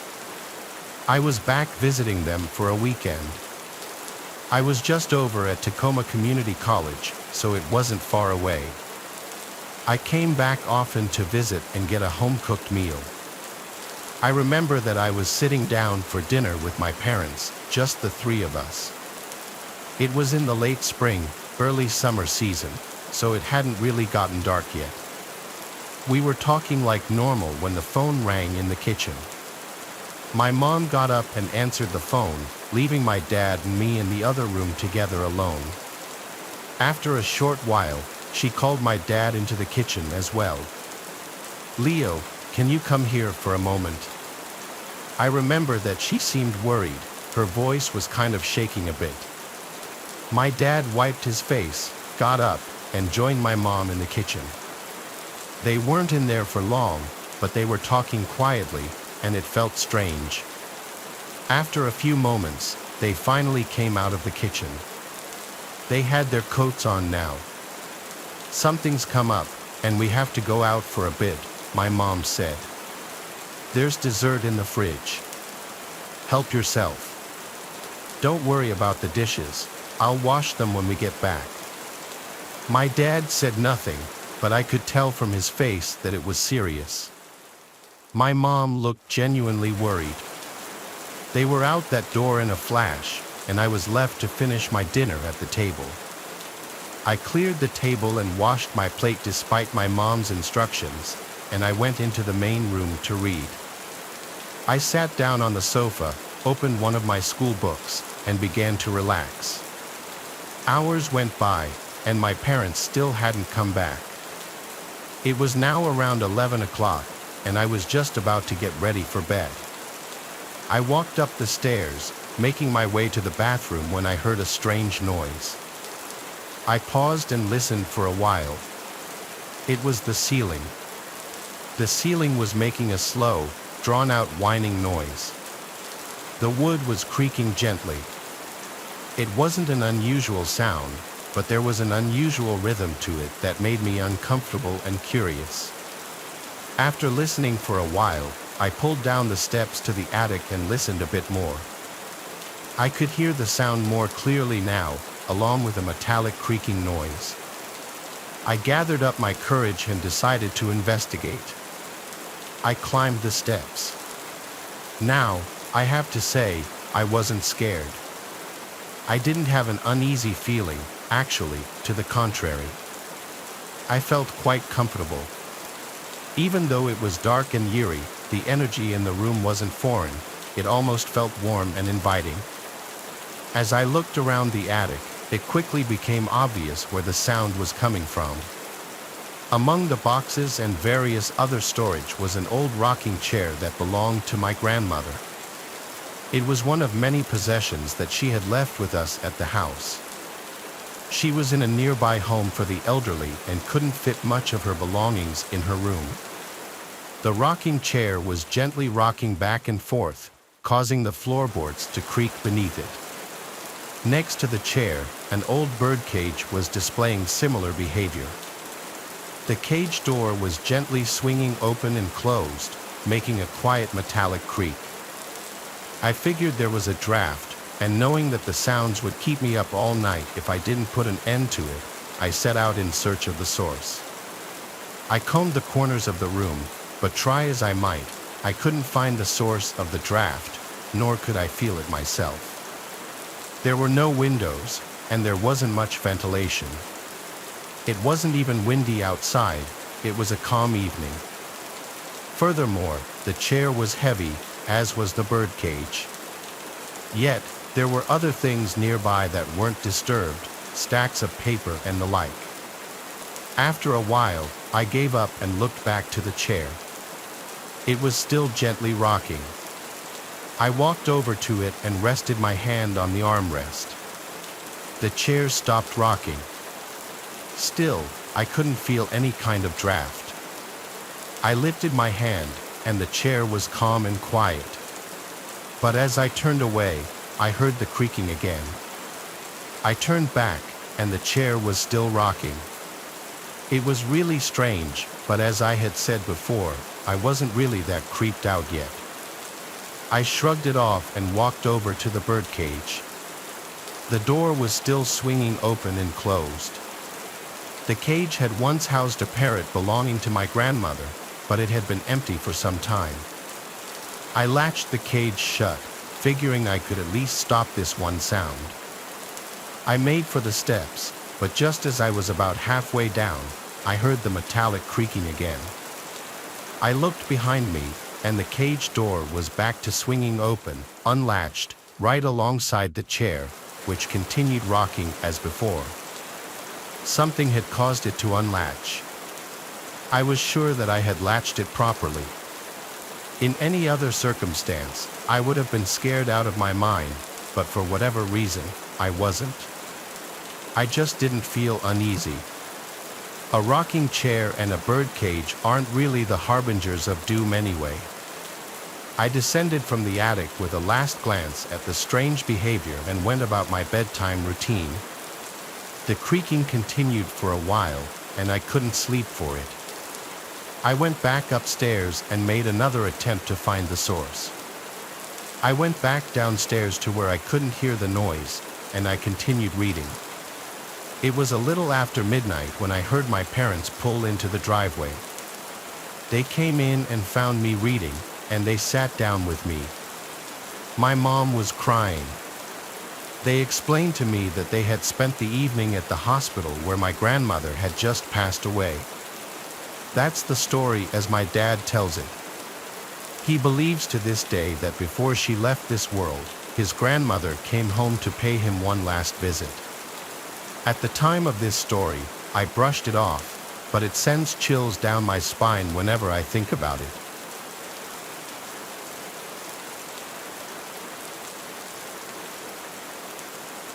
My younger brother and I have childhood friends that go to the beach with our moms for Memorial Day weekend every year. We've been doing this since before my younger brother was born. On our trip about 2 years ago, we had just arrived at the condo complex that we were staying at and had begun to unpack. We were on the first floor, so only 2 flights of stairs to get to our condo. There was some kind of construction happening a few floors above us, so there were trucks and workers. We had finally finished unpacking our stuff, and we were headed down to the beach when I remembered that I left my purse in the car. My mom gave me the keys, and they went down to the beach while I went to the car to grab my purse. But while I was getting it, an old pickup truck pulled into the parking lot, and an older man got out. He had paint on his shorts, so I figured he was a worker. But me, at the time being a teenage semi-petite girl, kept my eye on him. I got my purse, locked the car, and then started heading back to the stairs.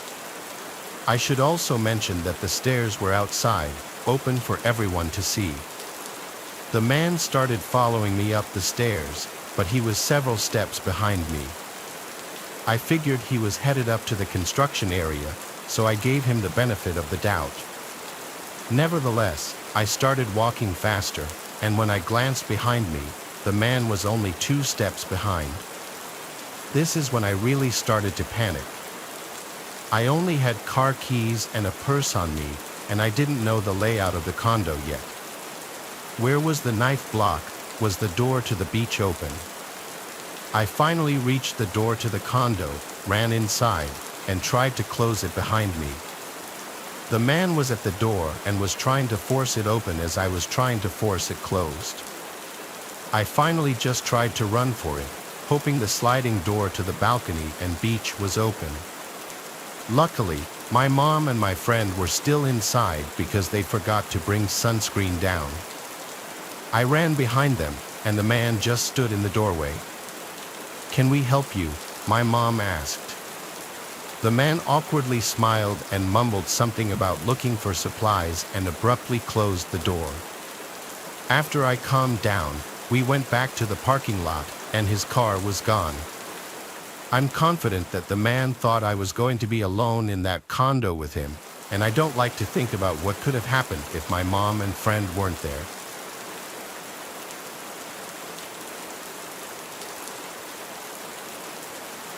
My dad has been an MTA Transit subway station manager for 35 years.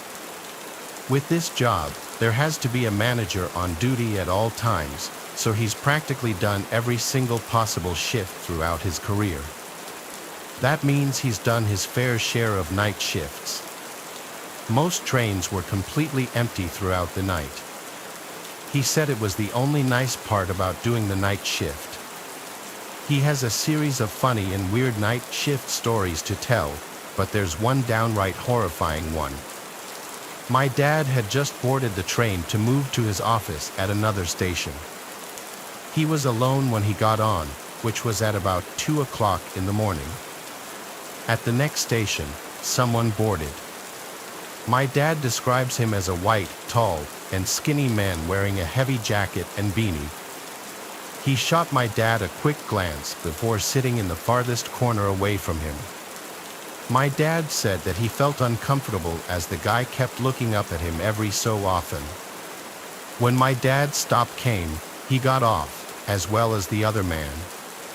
He walked to his office door, unlocked it, and looked behind him. The man in the jacket was pacing around only about 50 feet away. My dad stepped into his office, shut the door, locked it, and sat at his desk. 5 minutes later, someone started to try and turn the doorknob. After the person on the other side of the door realized it was locked, they started to knock softly. My dad called out, "Who is it?" and they responded, "I want to talk." He told whoever it was to go away. He says he knew trouble when he saw it. He had a good feeling it was the guy from the train, as this station at a time like this was apparently always completely empty. My dad told the guy to go away. He continued to knock for a good 5 minutes. My dad finally pulled up the security camera screens and brought up the camera pointed at his office door. Sure enough, it was the guy from the train, wearing the jacket and beanie. Coincidentally, as soon as my dad brought up the camera, the man walked away. So, my dad did whatever his work consisted of for about half an hour in that office before leaving to catch the next train. He checked the camera to make sure that the weird guy wasn't out there.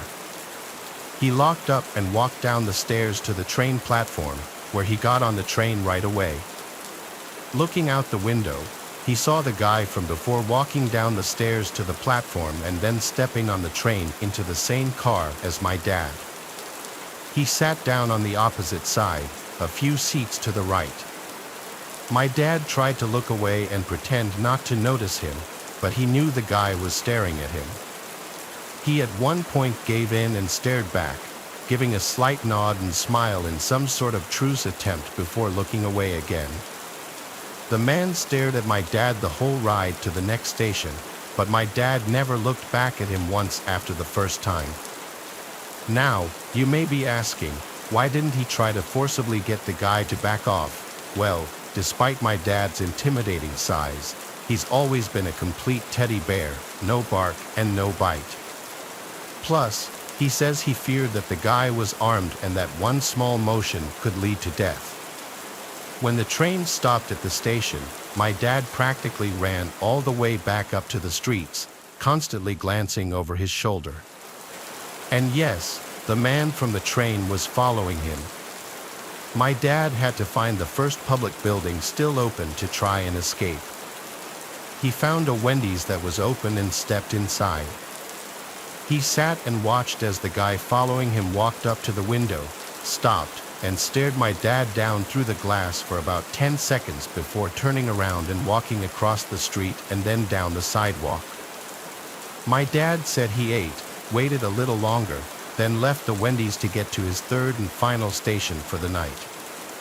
The scariest part, when my dad was in his third office, as he was checking the security cameras out of paranoia of the situation, he caught the guy from the train pacing around the outside only about 30 feet from his office. He then stopped, looked up at the camera, and, according to my dad, literally froze and stared for no less than a minute. When he finally lowered his head, he walked away out of the station to never be seen by my dad again. My dad doesn't know if he was followed after leaving the Wendy's, but that would only make sense. The guy was clearly disturbed, possibly homeless, or dangerous. Who knows what he actually wanted with my dad?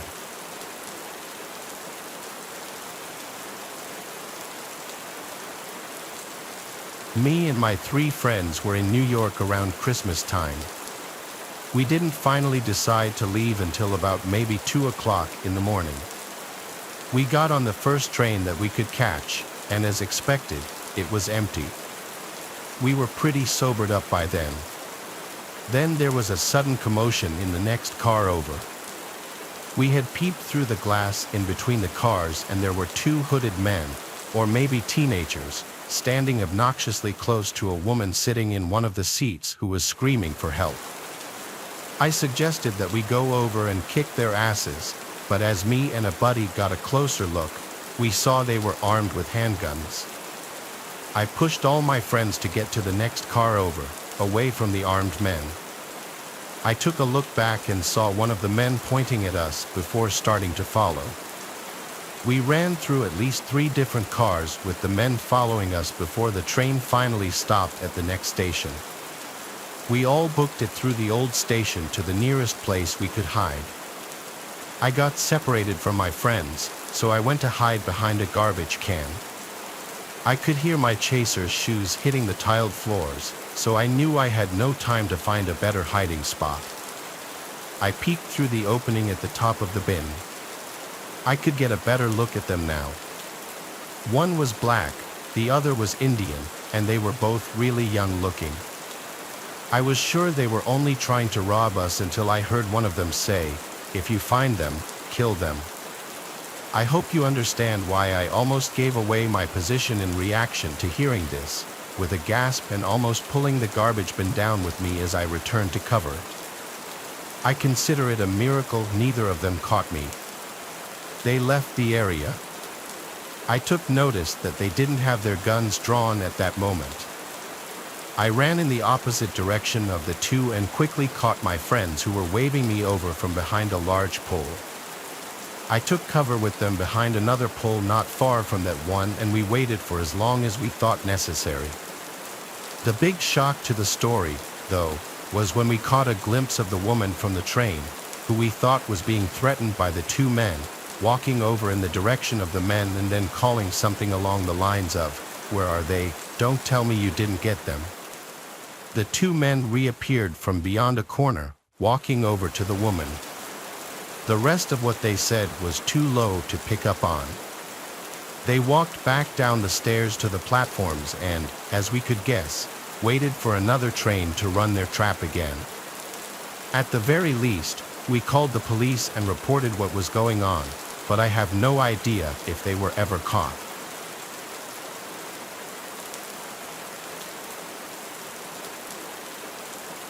My name is Valor. I'm 24 years old, and this was the most horrifying experience of my life. I live and work in New York City, but I don't have a car, so my main mode of transportation is the subway. It was a Saturday night.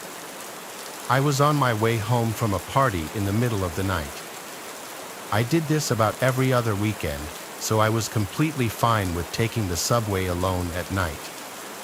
Walking down the steps, entering the underground without a soul in sight, it was always a bit chilling. This specific station was very tightly spaced. As I was walking, I could almost feel as if I were being watched or followed, along with the occasional echoing bang-type sound emitting from an unknown location. I was early for the train, so I sat on a bench and waited. This is something straight out of a horror movie. I heard this exact phrase, "Over here, buddy." There was somebody standing on the tracks inside the tunnel, poking his head out and looking at me. It was a filthy-looking man, I'd say in his early 40s. He gave me a smile, a horrible yellow smile with at least 3 teeth missing, and I could tell that even from where I was sitting. I did the best I could to pay no attention to him, but he wouldn't go away. There was laughing coming from inside the tunnel, and then another disgusting-looking man stuck his face out as well. This man gave me a nasty smile as well before telling me to come hang out with them in the tunnel. The way they stared at me, though, their eyes wouldn't even move, it's as if their sight was locked onto me. I resumed doing the best I could to ignore them and just wait for the train. I noticed in my peripheral vision that one of the men moved away into the tunnel, returning moments later with another face. I had to look again. There was a third face, but this one was hunched over and lifeless. It looked like one of the men was holding the guy's face up. The sound of the train approaching felt like 1,000 pounds off my shoulders. I got up, ready to board the train, but when I got closer to the edge of the platform, I nearly threw up at the sight. The 2 men were going back into the tunnel, and the second man in the back was holding something in his hand, a head, just a head, like a decapitated head. They disappeared from sight onto the side of the tunnel as the train stopped. I got into the first car, planning on warning the conductor, but no later than after we left the station. I didn't want to be there a second longer. As the train began to move, I saw legs moving down the stairs to the platform, but that was it. I didn't get to see who it was. But what I did get to see as the train moved into the tunnels was a glimpse of a group of men hunched up against the railing, inches away from the train window, and they were all looking right at me. I knocked on the conductor's door like a madman, screaming it was an emergency. He opened up, and I explained what I just saw. He radioed to somebody in charge of the station as well as another higher-up of the company, who I'm sure took care of it or contacted the proper authorities or security, whatever. It seemed to take ages for my stop to come, but when it did, I practically had to hop in my walk from relief. I have since been to one party at the same friend's house, but I skipped that station. I decided it was worth it to take the extra long walk to the next station. I don't know if weird shit happens often in the subway at night.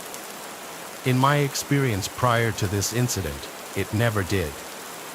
But after this experience, I think I should say you should be extremely cautious when in an isolated place like a subway station late at night.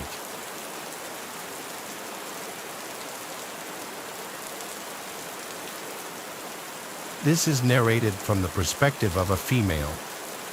This happened a few years ago in Rome, Italy. I was walking alone along the street that leads to the train station. It was around 2 p.m. on a working day, so almost practically no one was around. There were not many shops either on that street, and the few that existed were closed.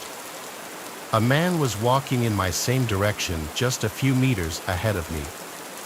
Casually, he turned back and noticed me. It was one of those instinctive reactions that you cannot conceal. His face said it all. He was roughly 6 foot tall and well built, not exactly the body structure you would like to see such a face on.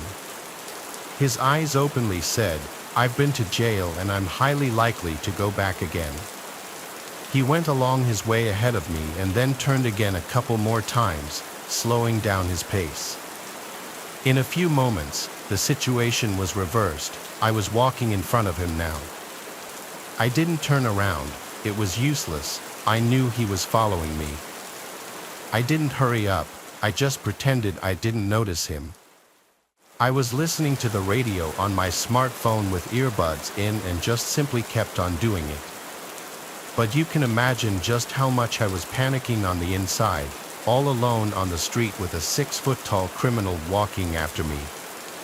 I kept walking, struggling to the very last bit of my soul, acting as if nothing was happening, while desperately searching for an escape out of the situation. Then, after a few more minutes like this, I saw 2 men talking vivaciously outside of their shop. I seized the occasion and stopped right after them, pretending to scroll up and down on my phone. With the tail of my eye, though, I kept glancing beyond the 2 men, and I was right because after a few moments I saw him stretching his neck trying to spot me. He saw I had stopped and he was leaning against the wall near the 2 other men. He then turned back and went away. I'm pretty sure that I must have had a guardian angel that day who sent those 2 men and placed them at the right time and right place. Nothing else happened, but only because I was extremely lucky. To all the ladies out there, never take for granted that you're safe just because you're in broad daylight. And never give in to fear.